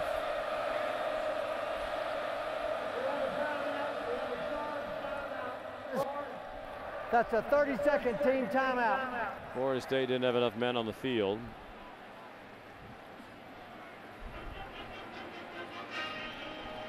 And for all of you folks in the Dallas area, Big 12 fans, for everything you need to know about the teams you care about the most, we invite you to log on to ESPNDallas.com. Comprehensive coverage of OU, Texas, TCU, the Cowboys, the Rangers, high school football. And check out the daily Dallas Sports Center, only on ESPNDallas.com. Those are great sites. We have ESPNBoston.com, where I live, and it's a daily stop for me. It's wicked fun. It's not hard to log on.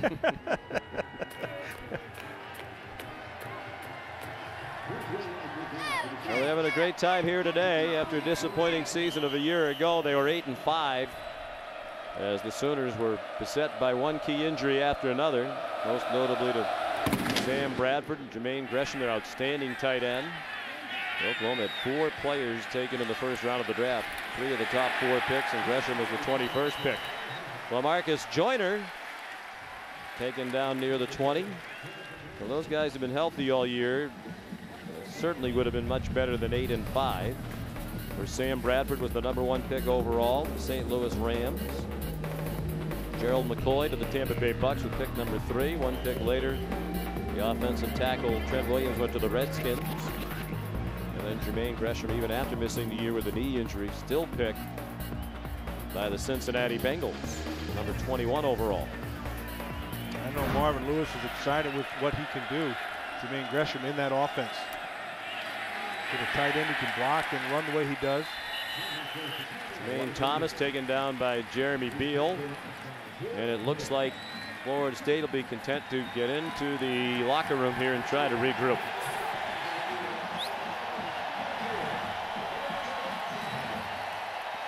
These fans roar. They were a little on edge after the shaky performance last week against Utah State. This is more like what they were expecting from their Sooners this year.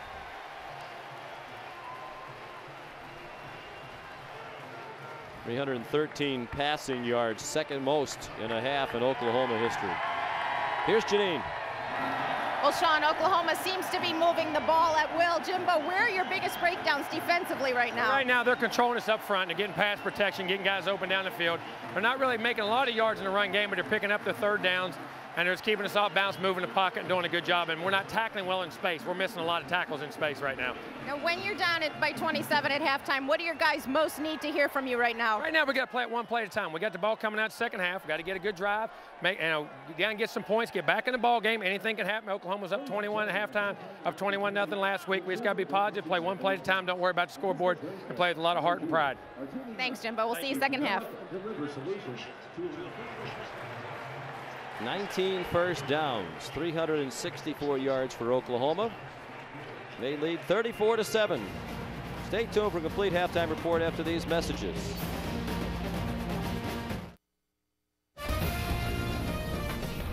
Welcome to the Cooper Tires halftime report. Landry Jones having the time of his life in the first half, and a 34-7 beatdown in the first half.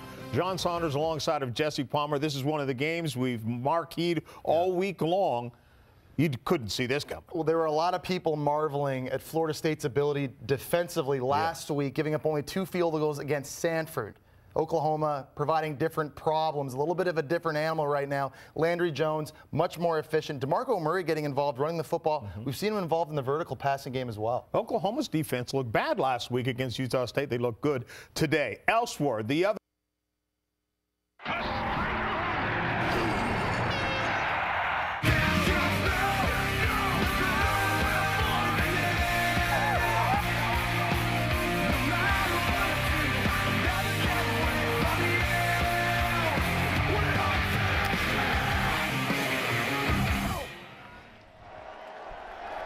And welcome back to Norman, Oklahoma at the half. Bob Stoops leading Florida State. Oklahoma 34 and the Seminoles 7. That lead is against his brother Mark, who's coordinating the defense on the other side. Very tough half for Florida State defensively. Well, it was like they couldn't get any pressure, and really Oklahoma did whatever they wanted to do. Landry Jones threw the ball all over them. They didn't run the ball very well, only because they didn't want to. On the other hand, Christian Ponder started off fast, and then that was it. They put the brakes on. They haven't really been able to do anything since that first drive. Landry Jones threw for 321 yards in that first half. That is just shy of the record for passing yards in a half. Sam Bradford threw for 350 yards in a half against North Texas back in 2007. 3 touchdowns in the half for Landry Jones. Chesway kicks off for Oklahoma. LaMarcus Joyner trying to go cross field, and he gets chopped down shy of the 20-yard line by Javon Harris. Time to take a look at our Pacific Life game summary. And fittingly, it starts with Landry Jones on target early for a touchdown to Ryan Broyles. Well, and he didn't stop there. And he threw to a variety of receivers. And then he just put it back into the hands of the OU defense. And since that opening drive, they've just been in control. They've gotten pressure. They've not given any plays up down the field. It's been all Oklahoma. Florida State went right down the field in its first possession of the football game. Haven't done anything since. They punted 5 times in the first half, but they did not punt at all last week against Samford. Jonathan Nelson, pretty good pop on Jermaine Thomas. But good for just about a 5-yard gain. Nelson had a tough week last week, but coach just said we're not worried. He has a resume from a year ago that was impressive. He just had a bad day. He's been better today. Yeah, he's been a lot better, and he's a good player. And he's one of their seasoned guys back there, so you'd expect him to bounce back, and he has. 2nd and 5. Good hole. And plenty of running room for Jermaine Thomas up the near sideline. And out of bounds in Oklahoma territory at the 41. Quentin Carter the tackle. Well, Jermaine Thomas gets some nice blocking inside, then uses his right here. Nicely done. And then just bounces to the outside and starts to use his speed, but not before he's run out of there. Down the field there by Quentin Carter. David Spurlock, the right guard. Ryan McMahon, the center, with good blocking. 34-yard gain, longest play from scrimmage today for Florida State. Ty Jones in it, running back now. And they have a little option look. Ponder kept it and went for 3. Here's Janine Edwards. Well, Sean, I asked Coach Bob Stoops, how do you fight complacency when you go into halftime with a 27-point lead? And he said, we're not just playing 4 quarters. We're not just building for one game. We are building for the entire year here. Complacency is not an option. Bob said yesterday he wasn't satisfied with the performance last week. Coaches rarely are satisfied. He said typically the best teams he's had at Oklahoma have improved week to week, and he anticipates that this one will. Clearly they have from week 1 to week 2. Iwan Easterling, the intended receiver. Jonathan Nelson there to help break it up. There's a nice play by Jonathan Nelson. That ball was in the air just a little bit too long, hung a tad, and Nelson does a good job of coming from the inside of the field and playing what they call center field, able to get a hand in there and knock that thing away. See, Ponder just puts a little bit too much air. Nicely done by Nelson.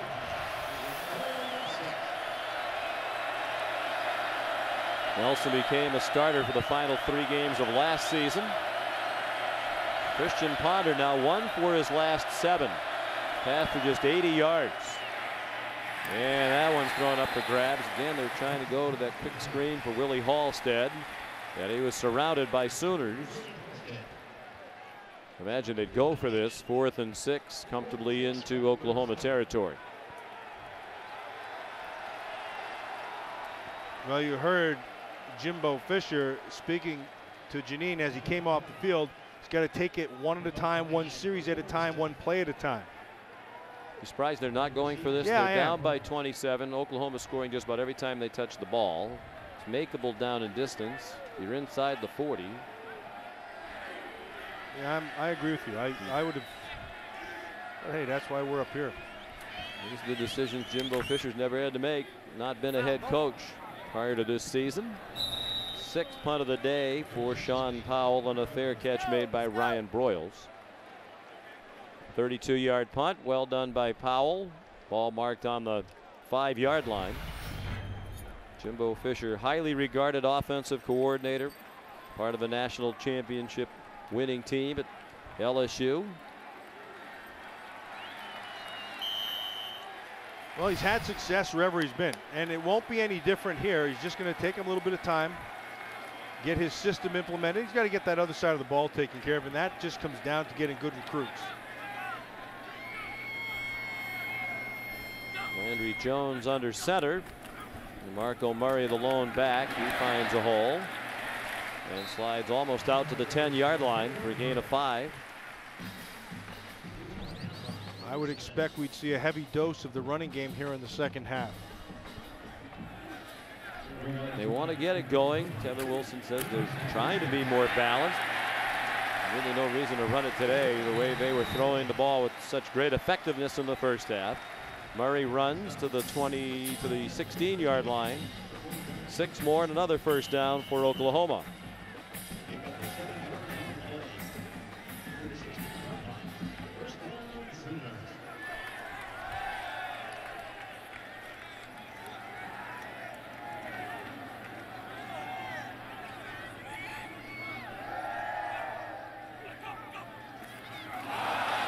Trouble with the snap.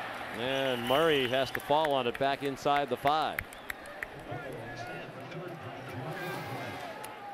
That one just got away from the center right there. Ben Haber, 61. A little too much up on that.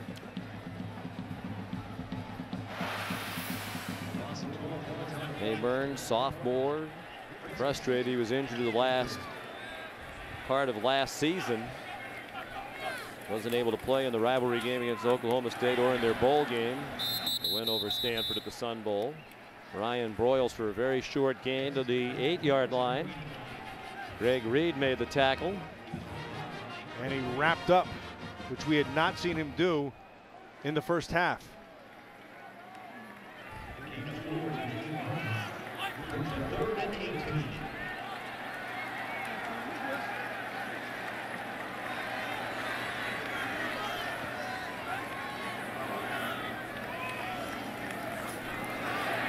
Jones, middle screen for Ryan Broyles.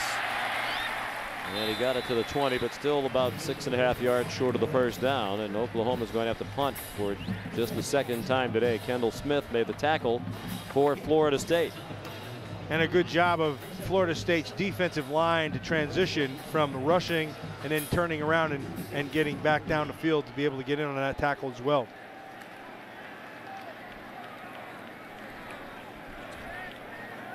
Greg Reed back for the punt. Samford punted to him only once last week, but they paid for it. He brought it back 74 yards for a touchdown. He led the nation in punt returns last year. An absolute bomb by Way, and it's muffed by Reed.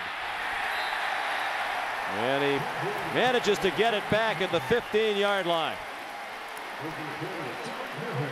This guy might be the best punter in the country. That was a 60-yard punt with a little wind at his back. And Reed did well to get it back after he muffed it.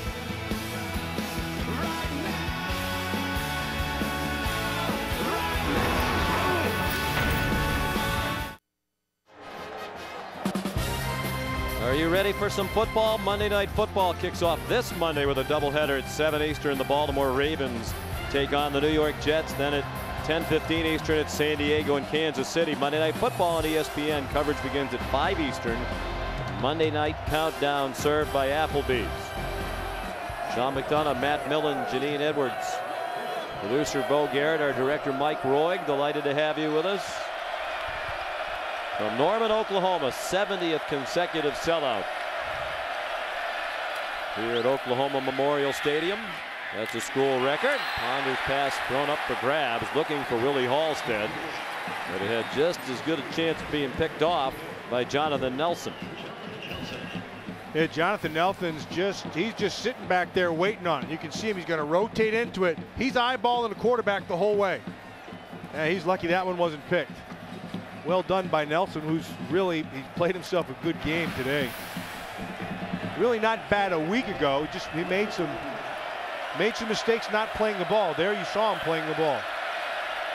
Ponder last year completed 69% of his passes, second best in a single season in the history of Florida State. Only Charlie Ward had a better season. Jermaine Thomas carries there, across the 20 and out of bounds. But today, after an accurate start, he's 1 for his last 9, 8 for 20 for the game. This was after he went 12 for 14 for the game last week against Samford. We played a half. He left at the half with Florida State ahead 42-3. 40%, not a big day. And they needed him. We said it from the start. They needed him to be able to carry this thing. They needed to carry this offense.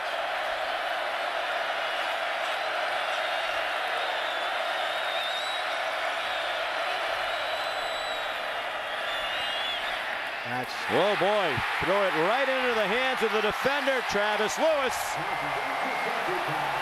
And the tremendous linebacker brought it back to the 8-yard line. You know, Sean, he never took his eyes off of where he was throwing. Telegraphed that throw the whole time. I want you to watch this right here.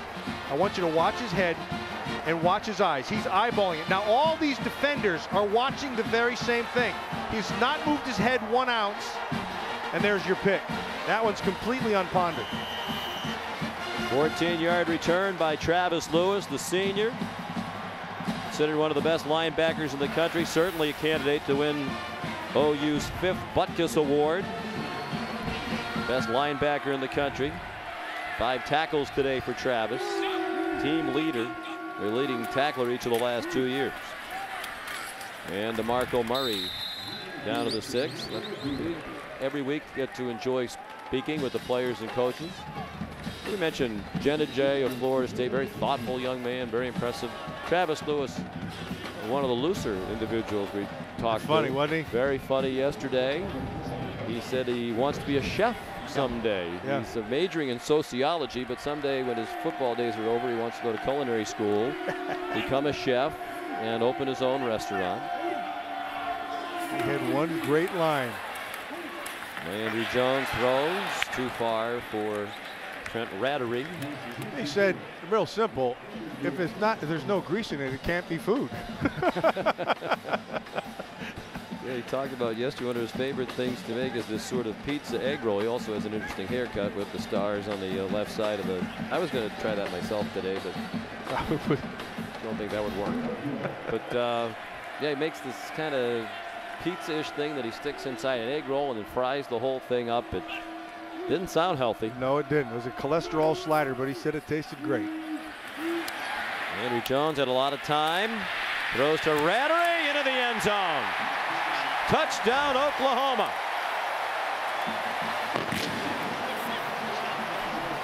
Great effort by Rattery, the tight end.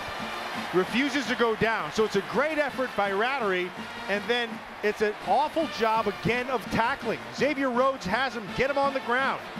He doesn't do it, but credit Rattery for taking that one into the end zone. Also, Landry Jones did a good job of seeing the whole field and went to his third option in making that throw. It's the first career touchdown for Rattery out of Weatherford, Oklahoma. Junior, came here as a walk-on. Had 11 catches last year. Extra point good by Patrick O'Hara. 4th touchdown pass of the day for Landry Jones. When we come back, Matt's been milling around again. He ruminates on the one position that stands out above all others at Oklahoma when we come back.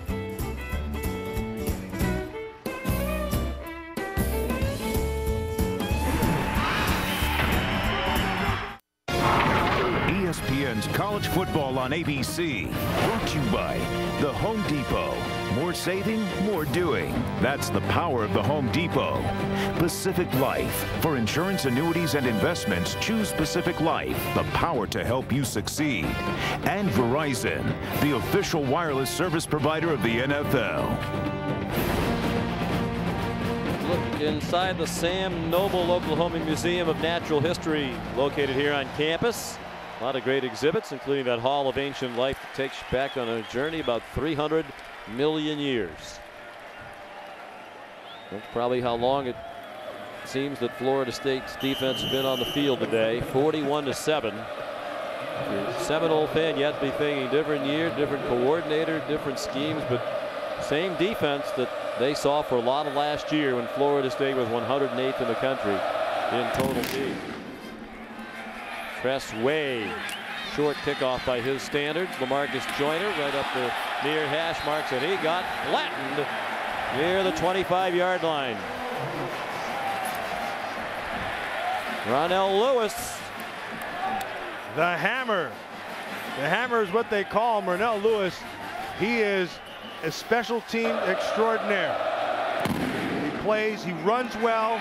He has a feel for kickoff coverage and special teams in general, but watch this, boom. And he just nicked him. He didn't even get a full body on.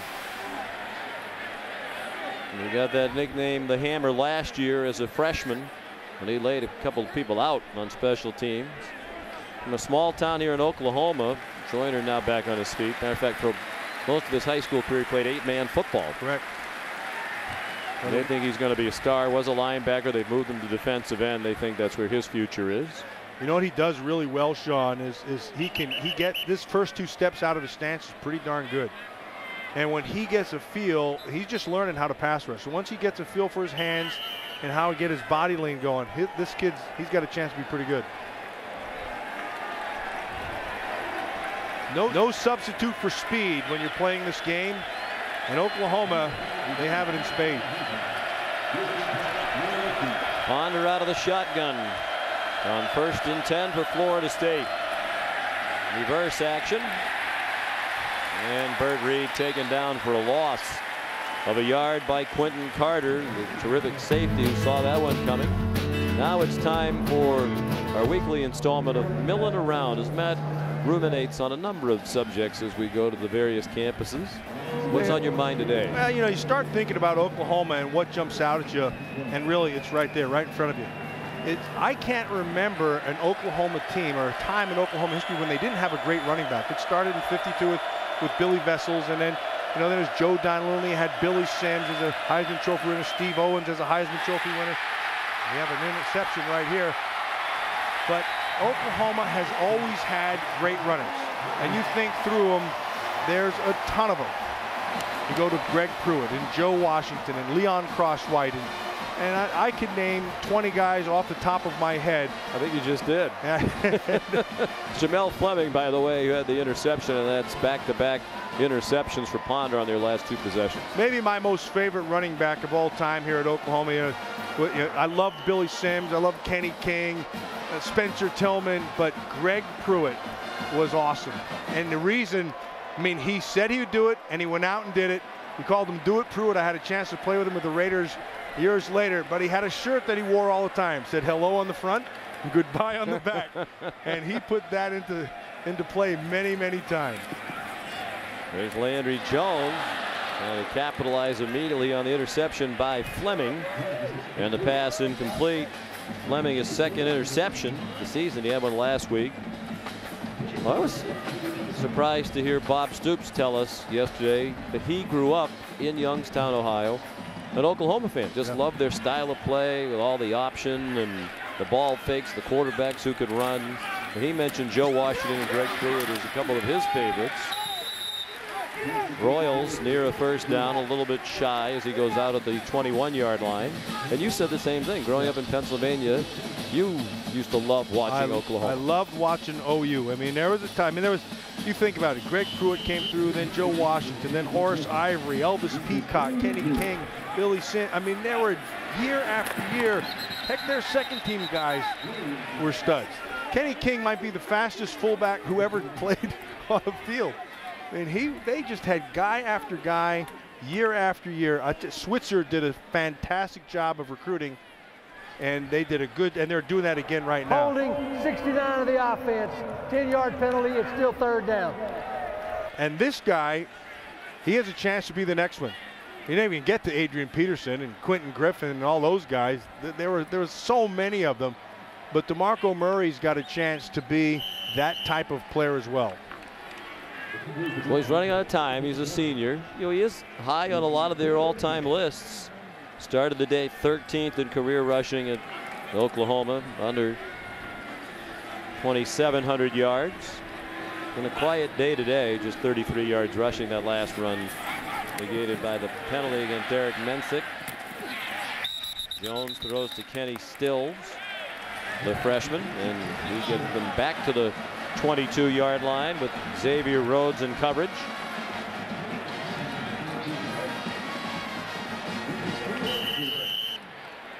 And perhaps a chance to build a little confidence now for the field goal kicker. That was the biggest question mark. He had open competition in the preseason. Patrick O'Hara won it. Got a strong leg, but he isn't always that accurate. 6 out of 9 last season. Made his only try last week from 32 yards against Utah State, but it was a low duck hook that was lucky to get through. That one looked a lot better, and it's good from 39 yards out. 44-7, everything going right for Oklahoma today.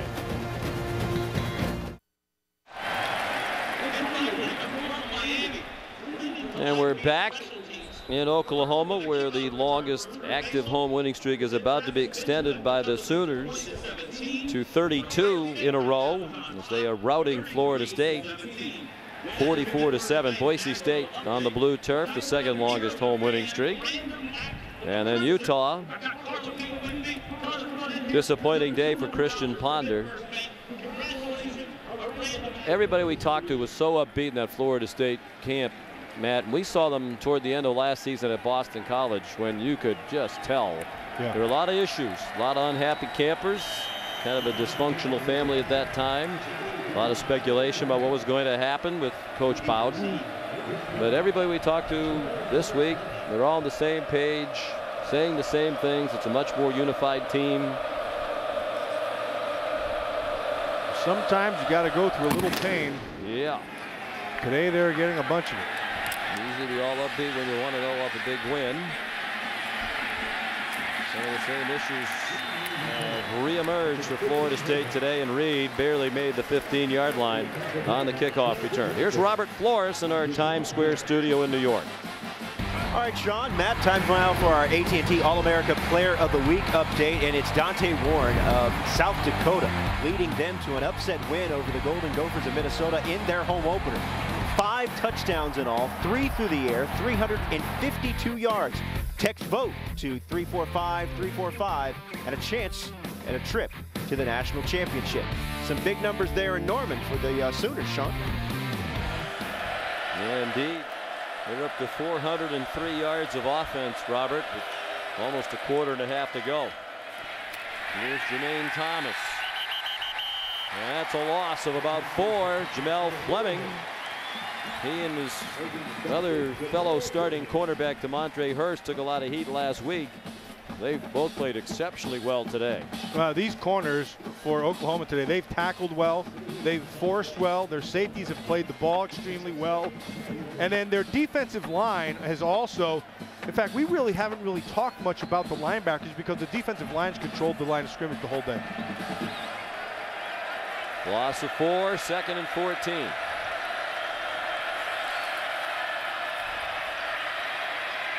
Ponder flushed. And he's tripped up from behind, but a good run out to the 22. I guess the question I would have for you, Matt, is with this Florida State offense, they have the veteran returning starters on the offensive line. They have Ponder. But where are the playmakers? Yeah, they have a lot of guys running around at wide receiver and at running back. But who's the stud playmaker for Jimbo Fisher? Well, he doesn't have one. I mean, really, right? His guy really is Christian Ponder. That's the guy who's they've got to follow his lead, but he has receivers who don't do a really good job of getting open. There's some young ones, and he doesn't have the stud running back that you're looking for. Oh man, wide open. It's Jermaine Thomas out of the backfield. First down out to the 37-yard line. Jonathan Nelson the stop for Oklahoma. 15-yard gain. First down, Florida State. But Sean, I will say this. At every level, an outstanding quarterback can raise the level of play of everybody. And that's what Ponder has to be. He started off this game looking like it was going to happen, and then it hasn't happened. In order for them to win, he's going to have to carry this offense. It's just that simple. Considered one of the top pro quarterback prospects. Boy, is that a blown coverage, and the ball's dropped. Lonnie Pryor, the fullback, could not have been more wide open right in the middle of the field in Oklahoma territory, and he just flat dropped it. Yeah, he's got to make that catch, but, and I'm not putting this on, I mean, this is flatly on Pryor. He's got to catch this ball. But a better thrown ball would have given him an opportunity to make a big play instead of having to turn around on him. You still have to catch the ball.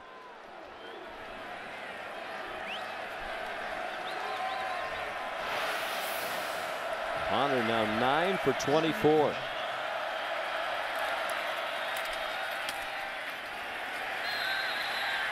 Chris Thompson straight ahead. For very little, got near the 40 before he was driven back. There are 3 sides to every case: the defense, prosecution, and the whole truth. Don't miss the series premiere of ABC's The Whole Truth, Wednesday, September 22nd at 10, 9 Central on ABC. Stars Rob Morrow, who starred in Northern Exposure, and Maura Tierney, who starred in ER and Rescue Me. You went the whole truth. Hadn't been a banner day for the ACC. No. And a horrible day for the ACC. Virginia Tech lost at home to James Madison. Georgia Tech lost to a Kansas team that was dreadful last week. Miami's losing at Ohio State. Ponder's pass in the direction of Burt Reed, tailed over his head. 2 for his last 14 is Christian Ponder. And another part of the story today, I mean, he came here being mentioned as a Heisman Trophy candidate. This is the kind of game on national TV that takes you right out of that kind of talk. Kind of dashes those hopes. But it's a long season. It's a long season, and he's going to have to pick his game up. Like I said, he's going to be it for this offense. He's going to have to carry this offense. 2 punters are good.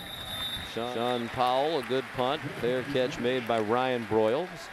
42-yard kick, no return. Here's Janine.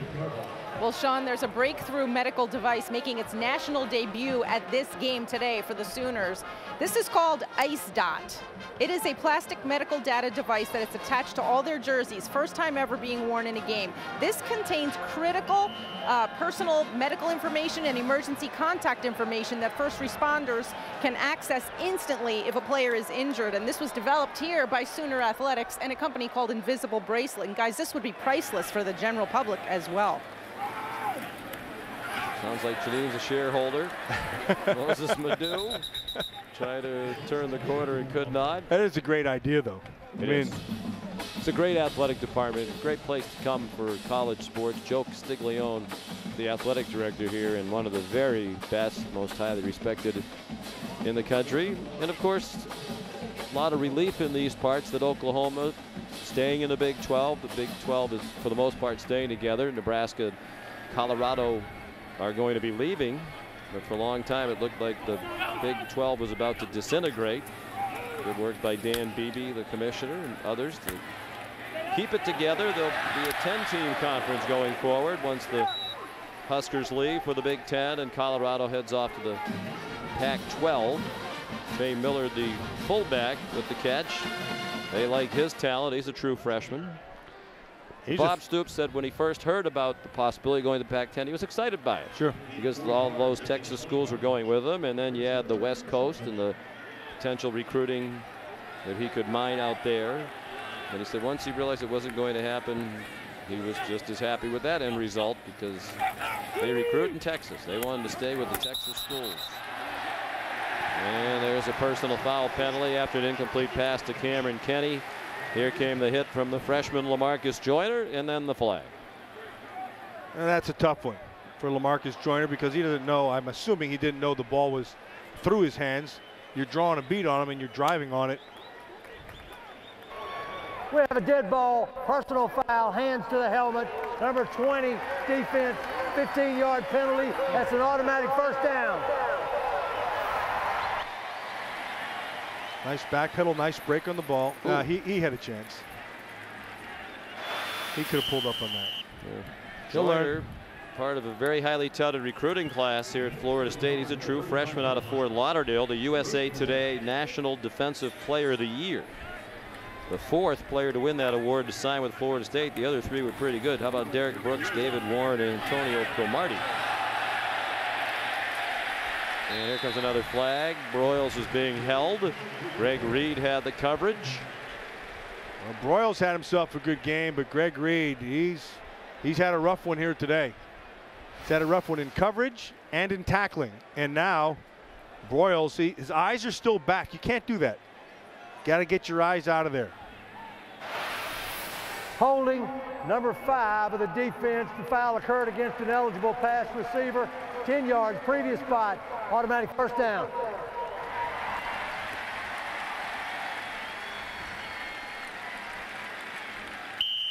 Mark Stoops still working hard on that far sideline.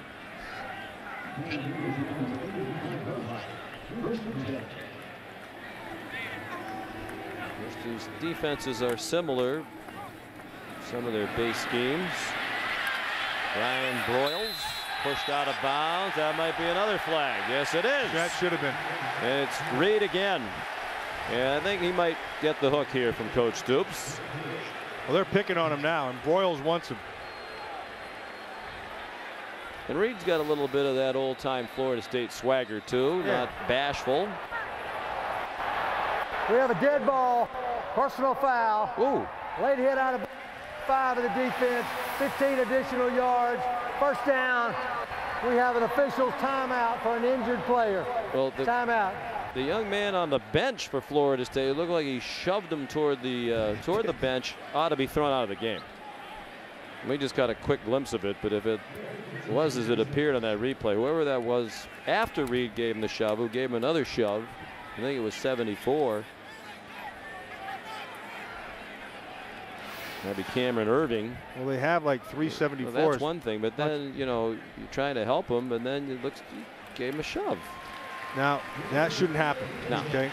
That shouldn't happen at all. But go to the locker room, son. But I'm going to tell you a little secret, okay? In the old days, now don't tell anybody this. In the old days, that was an old Raider rule, okay? The old Raider rule was if somebody ever came into the sidelines, you never let him get out of there without taking some kind of little extra. Really? Oh yeah, yeah. And did those you never let him get flagged, back, or did you just get away with it? You learn how to do it. You learn how to do it. But I mean that's you don't do that. Well, you were part of one of my favorite extracurriculars ever, because growing up a Patriots fan, I was happy when they beat the Raiders in a big playoff game. Oh, I remember that. And then I think you inadvertently hit the general manager of the Patriots with your helmet on the field after the game. No, it was not a helmet. And it was not? No, they tried to claim that. It was a perfect right cross. Yeah, perfect right cross. However, I did get hauled in front of a triumvirate in that one, and that cost you some cash? It did. It did. And but they did determine that I didn't hit him with a helmet. Yeah. And that was pretty obvious, because I remember seeing a picture after your helmet's down by your side and your hands kind of following through. It was Patrick Sullivan. It was a little. Why were you so upset? Just because you lost, or did he say something that aggravated you? Well, actually, here's what really happened. What happened was he was talking to Howie Long the whole game. Howie Long, of course, the Hall of Fame player. Howie's about 6'5", maybe 275, and I thought he was going to beat Howie up. So I came to his rescue. That's what I'm going with. Good story. What do you think? No wonder you got fined. Believable? No, that's why you didn't get away with it. There's Moses Madu again for Oklahoma. 3-yard gain. We check in with Robert Flores, a real gentleman who never hit anybody after the game. That's true. Coming up, ABC after football, NASCAR Sprint Cup Series in Richmond. Clint Boyer holding on to the 12th and final spot for the chase for the Cup. The final race before NASCAR's playoffs. Coming up next on ABC. Yeah, I like his chances. He'd have to have a real rough ride there, Boyer, and then others would have to have a good day. I think Boyer's going to make it. And then the chase starts, correct? Then the chase is on. It's a great time for those of us who love racing.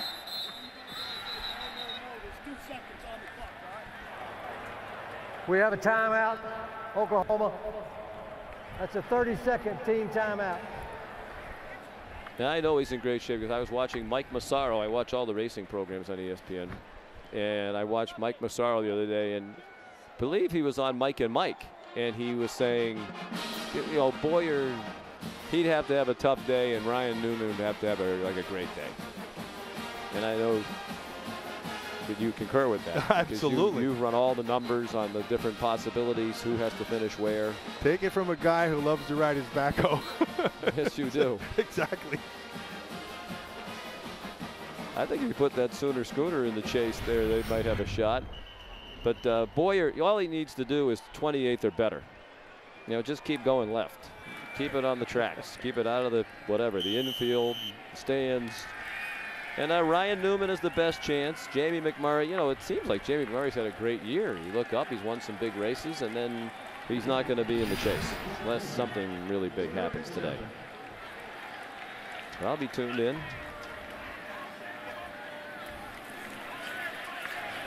Moses Madu has the ball sail over his head from Landry Jones. I would think we would see the end of Landry Jones here at the end of this quarter, and get some others in, because I think defensively they're doing what they're doing and have done very well today. Landry Jones has come in here and thrown for a ton of yards. That's his backup, Drew Allen, a redshirt freshman. Landry's 29 for 39 for 374. 4 touchdowns, no interceptions. There's Patrick O'Hara. Made a 39-yarder earlier in this quarter. This is from 44. Needs the hook.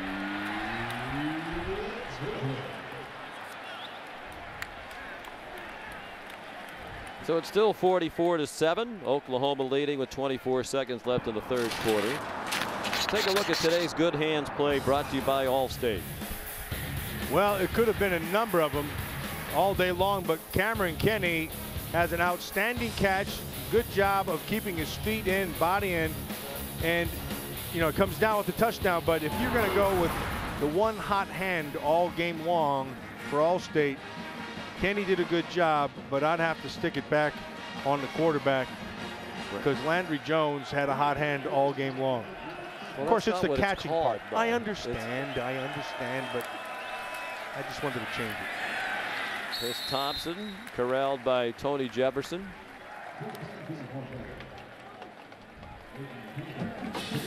That's going to take us to the end of the quarter in all likelihood.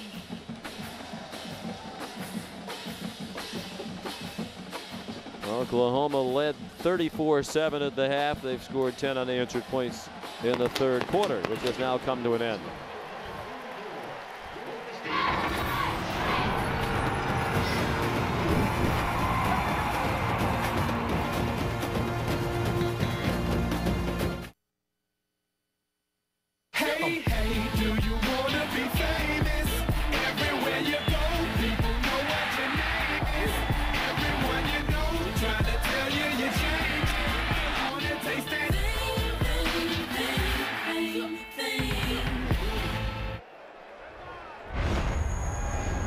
And welcome back to Norman, Oklahoma. Sean McDonough, Matt Millen, Janine Edwards. Fourth quarter about to begin. Florida State's ball. 2nd and 7. And Ponder is a man wide open. Chris Thompson out of the backfield. It's going to be a first down on a 16-yard game. Let's take a look at our Pacific Life game summary. 419 yards of offense for Oklahoma. And you can see they've just been throwing the ball all over the field, and part of that, you know, Landry Jones has had himself an excellent game, and the other half of that, of the equation, is that Florida State has not done a good job of tackling these receivers today. Ponder short over the middle for about a 3 or 4 yard gain. Good tackle by Travis Lewis as he took down Chris Thompson. Might be the end of the day for Landry Jones. Interesting, we talked to him the other day. Artesia, New Mexico. How'd you wind up at Oklahoma? He said, well, had some relatives out this way, but I took a lot of trips. And my dad told me, when you get to the place, you'll just know it. It'll feel right. And he liked the campus, liked the coaches, liked the fact that this is a college town, but there's also a big city right up the road in Oklahoma City if you want to go experience that. As we saw on the graphic, too, 10 penalties against Florida State today. We have illegal substitution. There are 12 men in formation for more than 3 seconds. Defense, 5-yard penalty, still 2nd down. Well, there you go, cheating. I mean, you're way ahead, and then you got to try to sneak that 12th guy out there. And it's tough because, well, actually the pace is slowed down, but when the pace is quickening, and is quickened rather, then you got you're running guys in and out, and then the offense tries to get you to do that. But right now it's kind of slowed down. No excuse for that. Excellent work by Brent Venables and his staff.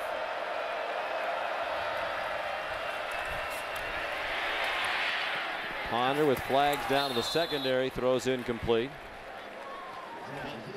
You know, you had the feeling talking to Venables yesterday, the defensive coordinator here for the Oklahoma Sooners, that he felt pretty good about going into this game. And they, after watching the tape and seeing what he was up against. Number 28 of the defense, that foul occurred against an eligible pass receiver, 10 yards, previous spot, automatic first down. That's Travis Lewis, the linebacker, and there's Venables right there. He had the feeling after looking at it, he thought, A, they would play better than they did a week ago. They thought they'd have great effort, they'd get to the football. And then he thought if they could just eliminate some of the big plays and foolish plays, plays that they were in position to take care of, that it would have been a much more decisive victory. Made a nice addition to the coaching staff. You saw him briefly in that shot with the baseball hat on. Willie Martinez was the D coordinator for many years at Georgia. Ponder was hit as he threw. pass fell incomplete. Frank Alexander, that's really helped the defense today. There's Willie Martinez, who's here as the secondary coach now. He said yesterday, I'm a lucky guy. I got to work at Georgia, one of the traditionally great programs for a long time, and leave there and you come to Oklahoma, another one of them. Willie Martinez has always been a very good X and O guy and a good sound teacher. And that's an excellent addition to the staff. Kind of made the scapegoat down in Athens. Defense did struggle there in recent years, but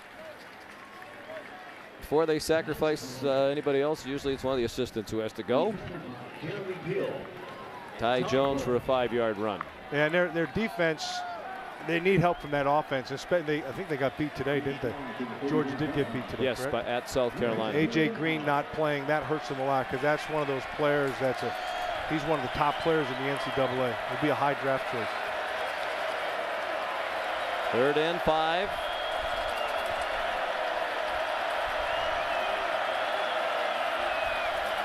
Ponder now 11 for 28 passing for 113 yards. And under duress and taken down.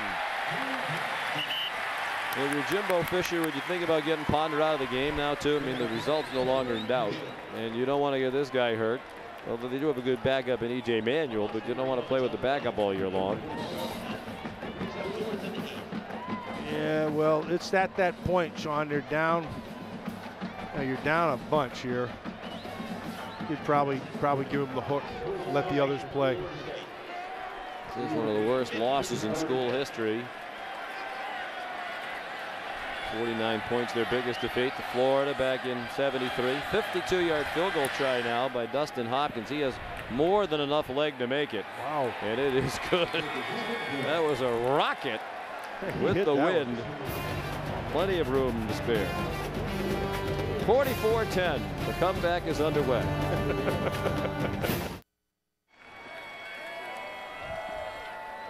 And we're back in Norman, Oklahoma. 70th consecutive sellout here, school record. About to watch the 32nd consecutive home victory for the Sooners. They lead 44-10 over Florida State on a big day for Landry Jones.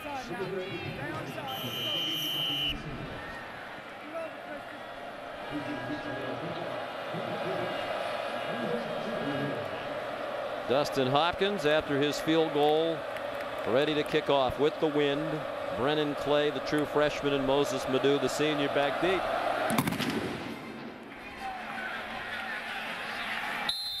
Boy, he hits it so hard it sounds like a gun's going off. It's a touchback. And here's a look at the day of Landry Jones, in control from start to finish. And like we said earlier, he's all over the field. He threw it short, he threw it deep, he threw it in the middle of the field. He was consistent all game long. And, you know, the biggest thing was he had time to throw. I want you to take a look at where he threw the ball. And really, he was effective all over the field, whether he threw it short or deep, anything down the field, the middle, left and right. It was a great day for him. Now, all that is made possible by those 5 guys sitting in front of him and the running backs, tight ends who protected him. The offensive line did an outstanding job today, and Landry Jones benefited. Well, Landry Jones is coming back out there. That don't make any sense at this point. There was an offside penalty against Florida State, so they put 5 yards on the end of the touchback. Oklahoma gets it at the 25 instead of the 20. Murray gets 5 more. Kind of surprised he's still carrying the ball too. Let's check in with Robert Flores in our Times Square studio in New York. All right, Sean, right now on ESPN, Ja'Cory Harris finding Chase Ford, and Miami scores a touchdown. Unfortunately for Harris and the Canes, he's thrown 4 interceptions. They're still down 36-24. Sean. All right, Robert, thank you. DeMarco Murray carries again for Oklahoma. Gets banged out at the 38-yard line. That's a first down. You know, going on the road to some of these places like Norman, Oklahoma, Columbus, Ohio, Tuscaloosa, Alabama, those are tough places to win football games. Murray again. Looks like they're even speeding up the pace again here. Well, they're playing like they want this first offense to get more work in. That's probably what he's doing, but I would, well, I'm not the head coach, so I think it's time for others to be in here right now. Get the second, get the other guys in here. You have DeMarco Murray with a history of injury. And he touches the ball 3 plays in a row after 35 carries last week. Here's Trey Millard, freshman fullback, for a yard.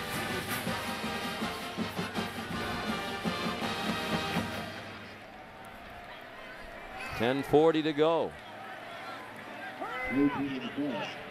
Bob Stoops was talking about the pluses and minuses of playing a game like this early. He started to think maybe the way to go is just, load up on cupcakes in the non-conference. You know what? Seems to be limited reward and a lot of downside risk if you schedule up early in the season and you don't win in today's BCS world.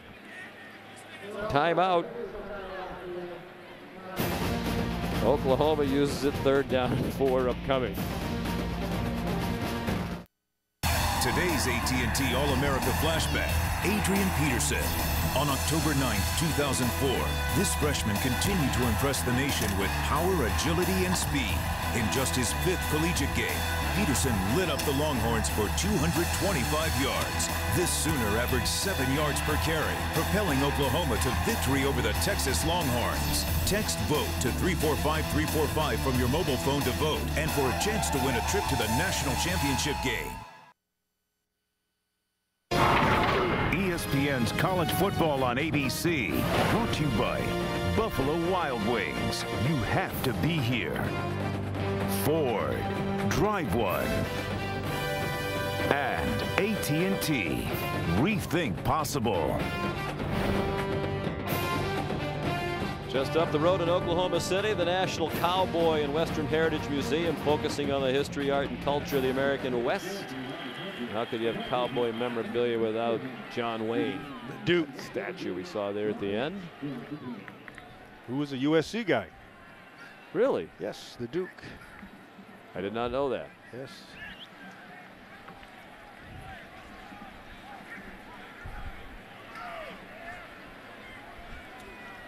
Well, as this game cranks briskly along, Jack Childress was over talking to the replay folks. Apparently there's some question about the number of timeouts remaining for these teams. And now we're ready to go. This is what we call cranking briskly along, huh? Yeah. I mean, 18 penalties called by this ACC crew today. We've had the same play reviewed 3 times. Landry Jones managed to handle the snap, swings it out for Brennan Clay. Welcome to college football. The true freshman got laid out by Nick Moody. Was in a foul mood when he arrived, and let's hope Clay's all right. That was a heck of a hit. Yeah, he got absolutely lit up by Nick Moody, and you'd feel better about it if you saw a little bit of movement here from Brennan Clay. Cuts back inside. Moody just comes inside out and just met him face to face.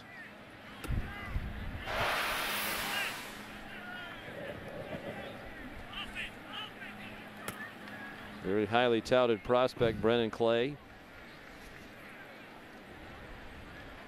He's from San Diego, California. They've done well in Southern California. Kenny Stills, another true freshman from Encinitas, California.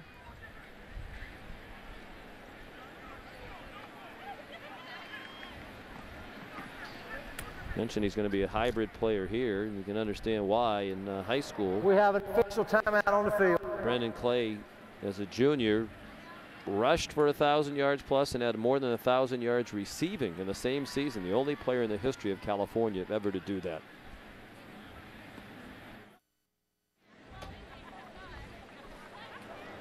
We're back in Norman, Oklahoma, and medical personnel still tending to Brennan Clay, a true freshman out of San Diego, and hit very hard by Nick Moody of Florida State on the last play. Looks like he took a shot right in the head, the side of the head. They brought a stretcher out there. We're also getting reports in the field that perhaps they're going to bring an ambulance out onto the field. Here's another look at it.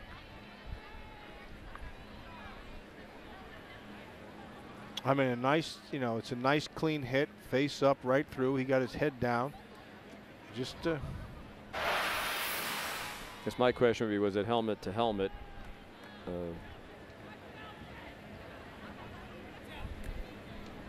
Moody concerned, as is everybody. You can hear a pin drop in the stadium right now. And Janine Edwards is down on the field. What can you tell us, Janine?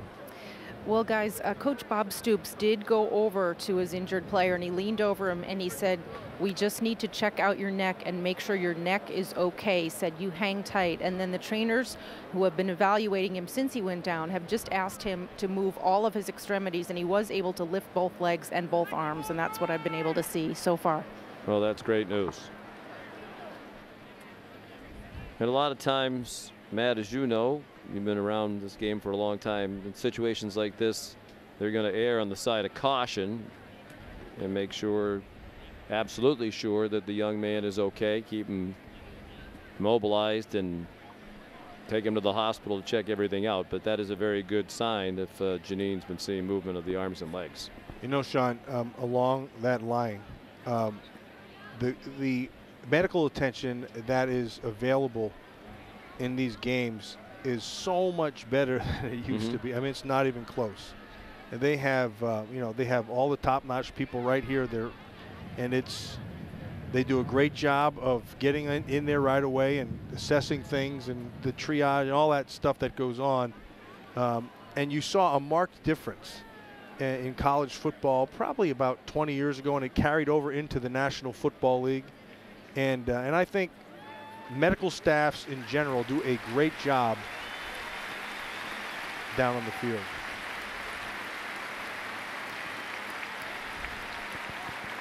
And they have strapped him onto the stretcher to immobilize him. Going to put him on the cart now and take him off the field.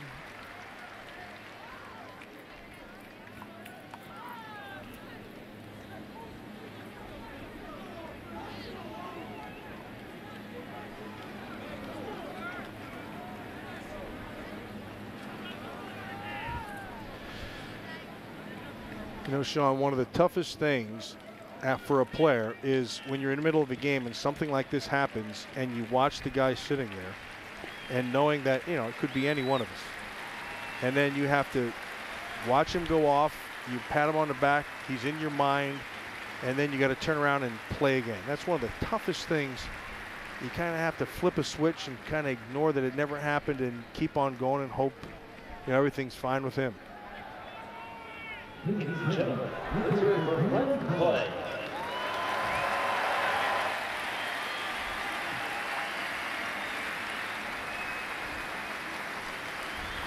And a big hand. A lot of the fans have left at this one-sided game on a hot and sunny day here. They've been broiling in the stands for almost 3.5 hours now since kickoff. And let's get more from Janine.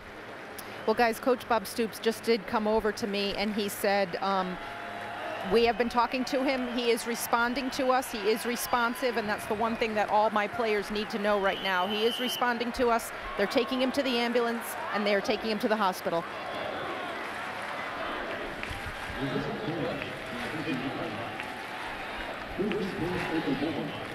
We'll play ready to resume now. Clock running under 10 minutes to go. And they have gone to the bench for Drew Allen at quarterback. This is Jeremy Calhoun, the running back. He's a sophomore. Here's Drew Allen, redshirt freshman out of San Antonio. Seeing his first action of the season and of his career. Redshirted last year out of Alamo Heights High School in the San Antonio area. Great day for Landry Jones. Went 30 for 40 passing for 380 yards and 4 touchdowns. No interceptions. He did lose a fumble.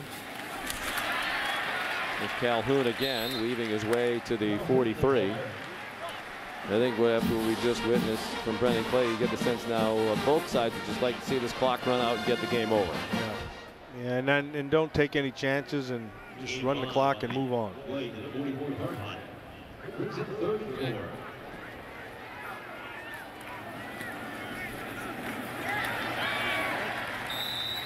Calhoun again, and a first down inside the Florida State 40-yard line. Christian Jones, a true freshman linebacker, made the tackle for Florida State. He was a very highly recruited defender for the Seminoles. Well, much better week. Last week, 47% against Utah State. Today, 30 out of 40. 75. Good for you. They're so proud at Penn State right now. Very much. Our crack statistician, the legendary Marty Aronoff, best man I know with numbers, another product of Penn State. Calhoun again.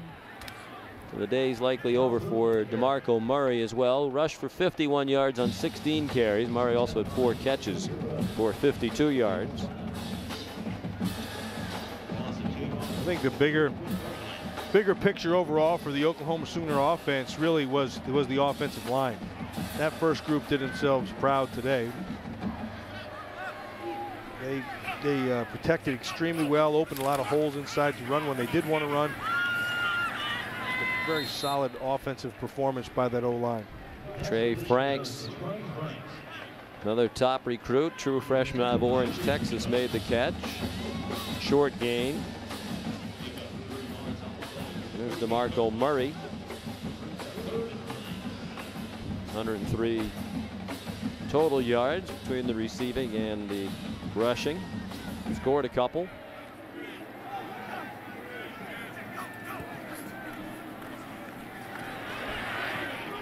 Allen jumps off the screen pass to Calhoun.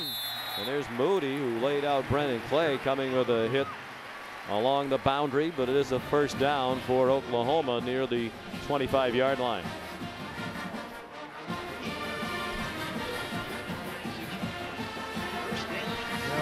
They'll just keep on running the football, and if they are going to throw, it'll be something short like that, or screens underneath, or that type of thing. Just want to move this clock.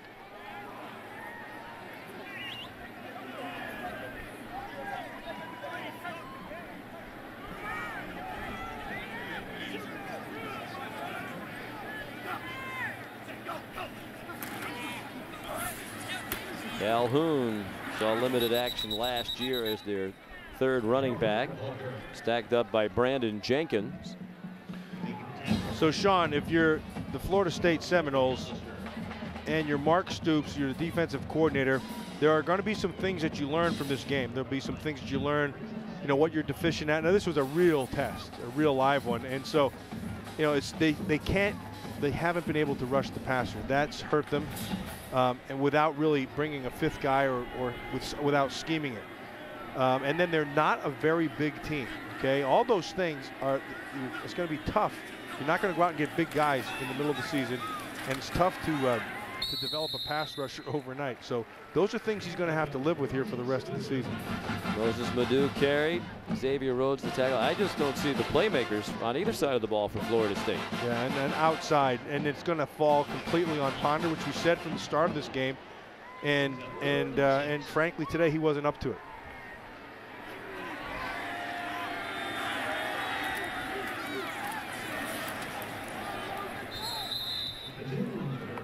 Moses Madu again, tackled by Anthony McLeod. Well, here's what they have ahead. They need to get better fast because BYU's not going to be any pushover. Wake Forest also a home game for Florida State, then on the road for 3 out of the next 4. The only home game in that stretch is against a very good Boston College team.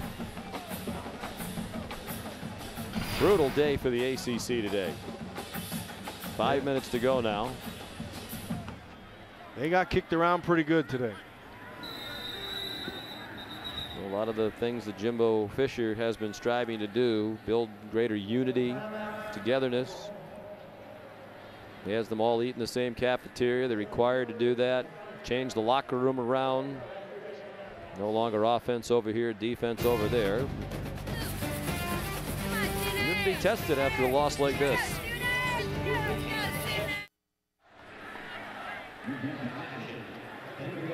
This is the 15th play of the drive now for Oklahoma. They've used up over 7 minutes off the game clock. A 38-yard attempt for Patrick O'Hara.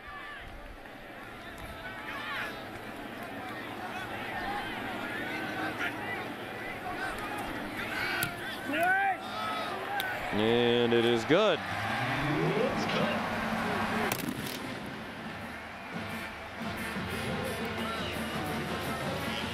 Well, we're just a few minutes away from the kickoff over on ESPN.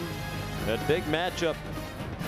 Coaching Giants Joe Paterno and Nick Saban. Paterno's Nittany Lions ranked number 18.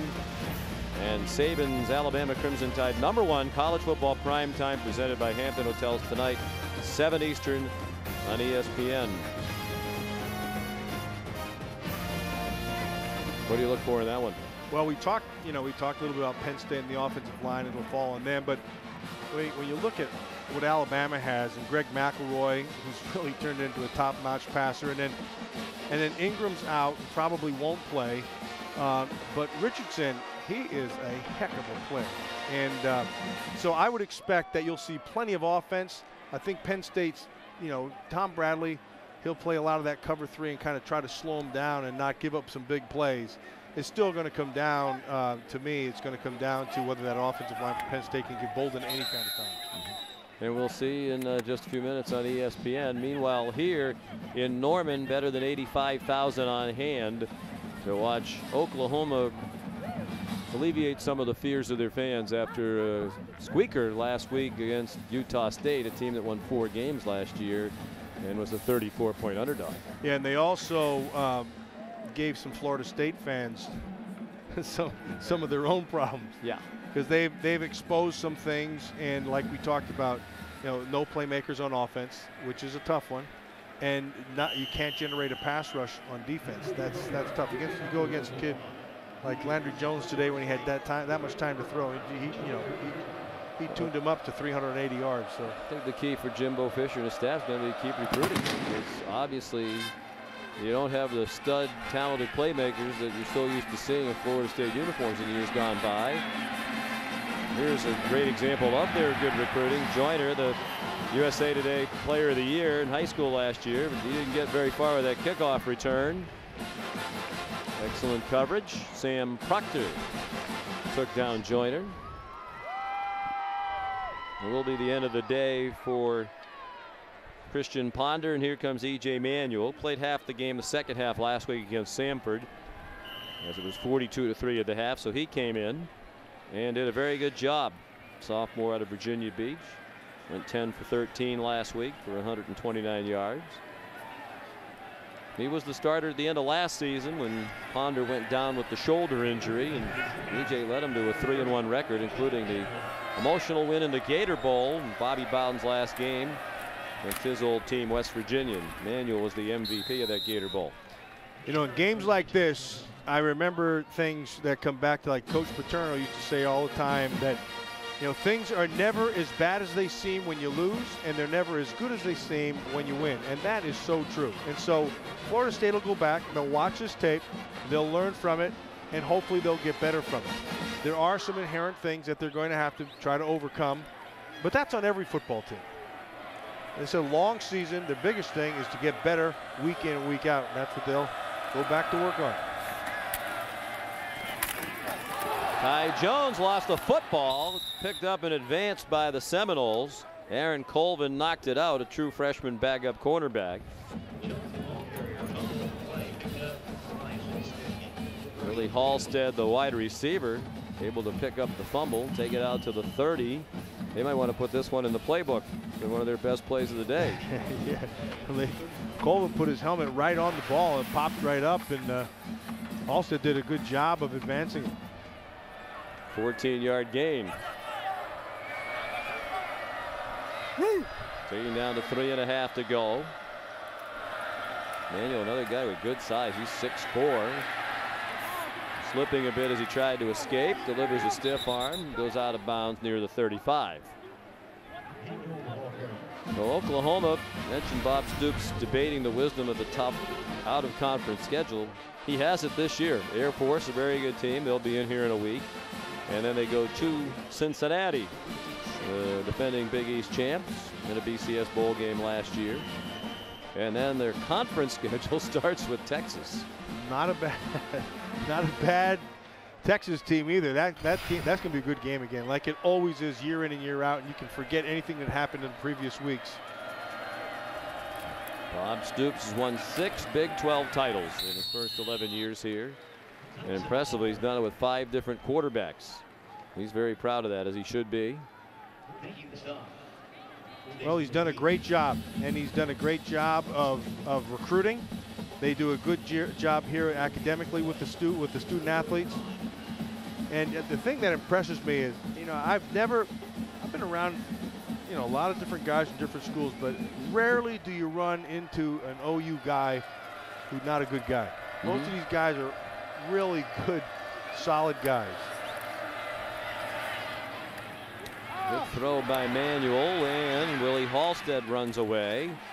And I guess he was still on his feet because the ball's out. There are no whistles, and Oklahoma has it. Recovered by Gabe Lynn, the backup cornerback. I see a replay review in our future. Just what you want in a 37-point game with 2:21 to go.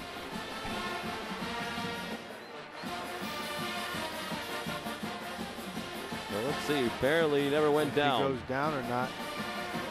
That would be a tough one right there. He'd have to see if his knee hit. It was opposite us. Jaden Bird. Aaron Colton made the tackle. Could have been down there. And then Jaden Bird came in, kicked the ball. Yep, here comes the replay review. But it does give us a chance to amplify what you were talking about Bob Stoops. I think people forget, you know, we think of Oklahoma as this always great program for much of their history. The Florida State coach has called to see if the play should be reviewed, to see if the player was down prior to the fumble.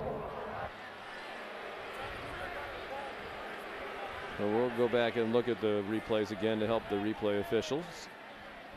We'll give Jimbo Fisher credit. He's going to battle here all the way to the end. He might have a point. It certainly would seem worthy of a stoppage. There, it looked like his right knee could have been down. And take a good look at right here. Let's see. Yeah, right there it is. Yeah, it looks like his right knee's down. He still has the ball. Ooh, boy, I'm not sure it's conclusive, and the call on the field was a fumble. So.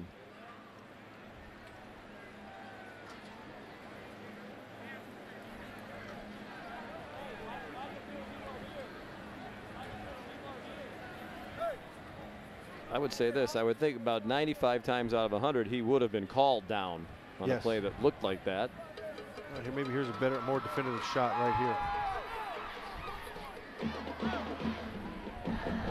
Ooh, can't really tell if his knee ever really does touch the ground. I don't know if it's down. Looks like it looks there like it did. It doesn't. I don't know. It looks to me like it's not down. Looks like there's space. Yeah.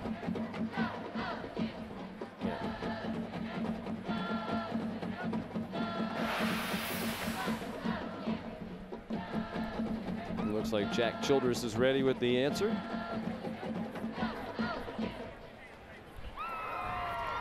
After further review, the call on the field has been confirmed. The runner was not down. He rolled over a player and then fumbled. The ball was recovered by Oklahoma. That is a charged team timeout to Florida State. That is also their challenge for the game. That is the first timeout. Confirmed might be a strong word. It correctly shows 2 timeouts remaining, Florida State. I think Jack's, you know, a little testy now after a long day on the field. He didn't like Florida State stopping that, apparently. I wouldn't say it was confirmed. There wasn't evidence to overturn it, but to say it definitely shows the call was right is a little strong. We're talking about Bob Stoops. You know, they were in a really low period when he got here. They hadn't had a winning season in 5 years. They hadn't been to a bowl game in 4 years. It's remarkable the job he's done against that backdrop, and how quickly he did it. He won a national championship in his second year here. Back in the end of the 2000 season. Been to 7 BCS Bowls. Those who want to nitpick say the record isn't very good, but 7 in 11 years is a record most schools would be happy to take. More Big 12 titles than anybody. And how about what he told us the other day? When he took the job, he was the defense coordinator at Florida, liked working for Steve Spurrier, been there 3 years, family liked it, young family. Got here, took the job, said I was going to go back. I had only brought a change of underwear and a toothbrush. Got to go back, get my stuff. Then I realized I can't do that. This is my job now. I have to go recruit. I put the staff together. And so for weeks he was all over the country recruiting and interviewing staff members and didn't get home. And finally flew home to Gainesville to get his stuff. A buddy of his, Rick Rundle, picked him up. When he got in the car in the Jacksonville airport, he said to Rick Rundle, "I think I've ruined my life." Exactly. And he was serious. He thought he made a mistake taking this job. It was so much more than he thought it was going to be. That feeling didn't last very long. Well, and the reason why it didn't last very long is because what you just described is what he is. He went to work. And he went to work getting the right staff together, many of which are here. And he also went to work recruiting, and that's your lifeblood. And he went back down to where they've gotten most of their players at Oklahoma is right out of that great state of Texas. And they do a great job of recruiting. And you can see all the young players, they're not afraid to play them. They stick them right in, and away they go. All right, Jimbo, maybe it's time. Timeout, Florida State. The fans don't like it. Don't have series premiere of Detroit 187. Comes your way Tuesday night. That is September 21st, a week from Tuesday.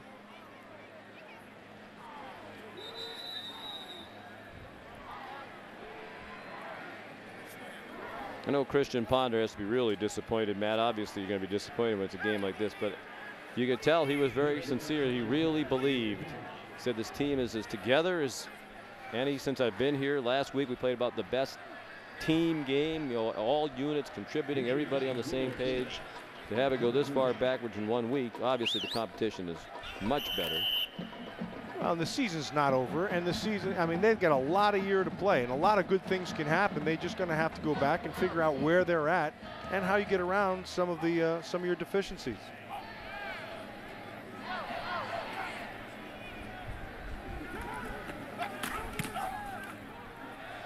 Tressway punts. And Greg Reed's going to try it, and he gets swarmed at the 29-yard line. 44-yard punt, 6-yard return. Ugly day for the ACC. No other way to put it. Virginia Tech upset at home by James Madison, just the second-ranked team to lose to a team from a lower division. We all remember Appalachian State's win at Michigan. Georgia Tech upset by Kansas.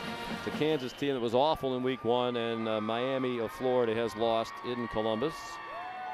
And this is going to be an ugly defeat for Florida State here too. You know, that James Madison win kind of takes a little bit of the polish off the apple there on that Boise win, doesn't it? Yes, yes. Hurts them. Yeah. You would think. I mean, it diminishes that win, and that win's going to be one of the things they most have to stand on later in the year if they go through the rest of the season undefeated, because their conference schedule has been much discussed, does not offer them many opportunities to score style points against teams that aren't as good. Now, that being said, they made their major jump when they had to, and they went to 3 now. As long as they continue to win, it'll be tough for them to get bumped out of that spot. E.J. Manuel's pass is caught. Now let's send you to Robert Flores. All right, Sean, this gentle reminder coming up on ABC, the final race before NASCAR's playoffs begin, as it comes to you from Richmond International Raceway. Carl Edwards is on the pole. And Denard Robinson has just gone in for a touchdown to give Michigan a 4-point lead with less than 30 to play. Sean. Wow, what a game that's been after Notre Dame drove to take a lead in the final minutes. Yeah, and Denard Robinson over 250 yards rushing. Well, I'm not going to say there's a new star in college football, and he's Denard Robinson, because I said that at the end of the Michigan-Notre Dame game last year that we were broadcasting about Tate Forcier. Now he's a third-string bench warmer, so we'll have to see a little more from Denard Robinson, but I like his chances of maintaining it. And the way he's running that offense with his feet, he's electric. He's really good. That hot seat for Rich Rodriguez is getting a little cooler. We said last week we had their game against Connecticut. If they give him time, get his players and his system in place, and put all this negativity behind him, Rich Rodriguez is going to be a big winner, just like he was at West Virginia. 18-yard gain on the pass to Josh Gary's.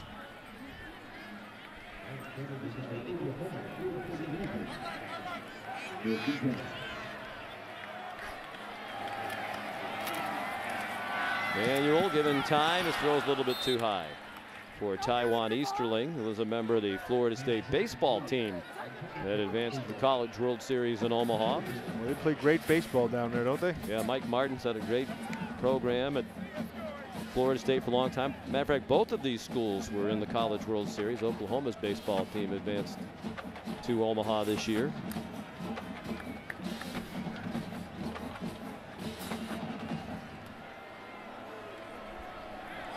The guy I wanted to see play baseball, Kobe McDaniel of Florida State. The defensive lineman, there's an incomplete pass. A 300-pounder. 300-pounder, and he hit 589 as a senior in high school and got drafted by the Milwaukee Brewers. Imagine seeing a 300-pound guy up at the plate. How'd you like to see him stealing home? Block the plate. No, you block the plate. They told us he was on the baseball team for about a week at Florida State, then realized he really couldn't do both. Jacoby McDaniel, 298 pounds. Drafted in the 33rd round, 2009.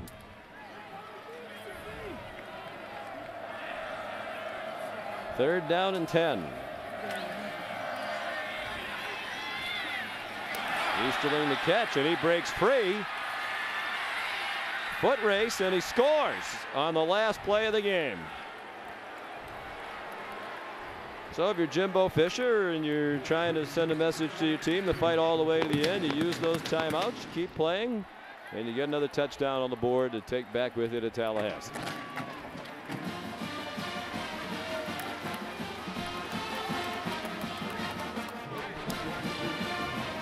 I don't think Stoops was particularly amused by this. No.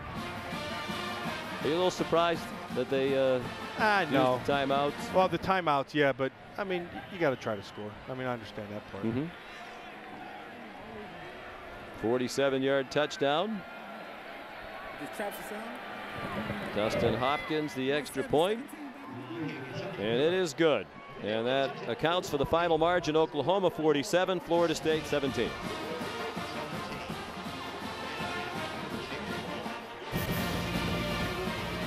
Coming up next on ABC, stay tuned for NASCAR coverage from Richmond. Now for Matt Millen, Janine Edwards, and our entire crew, Sean McDonough saying so long from Norman, Oklahoma.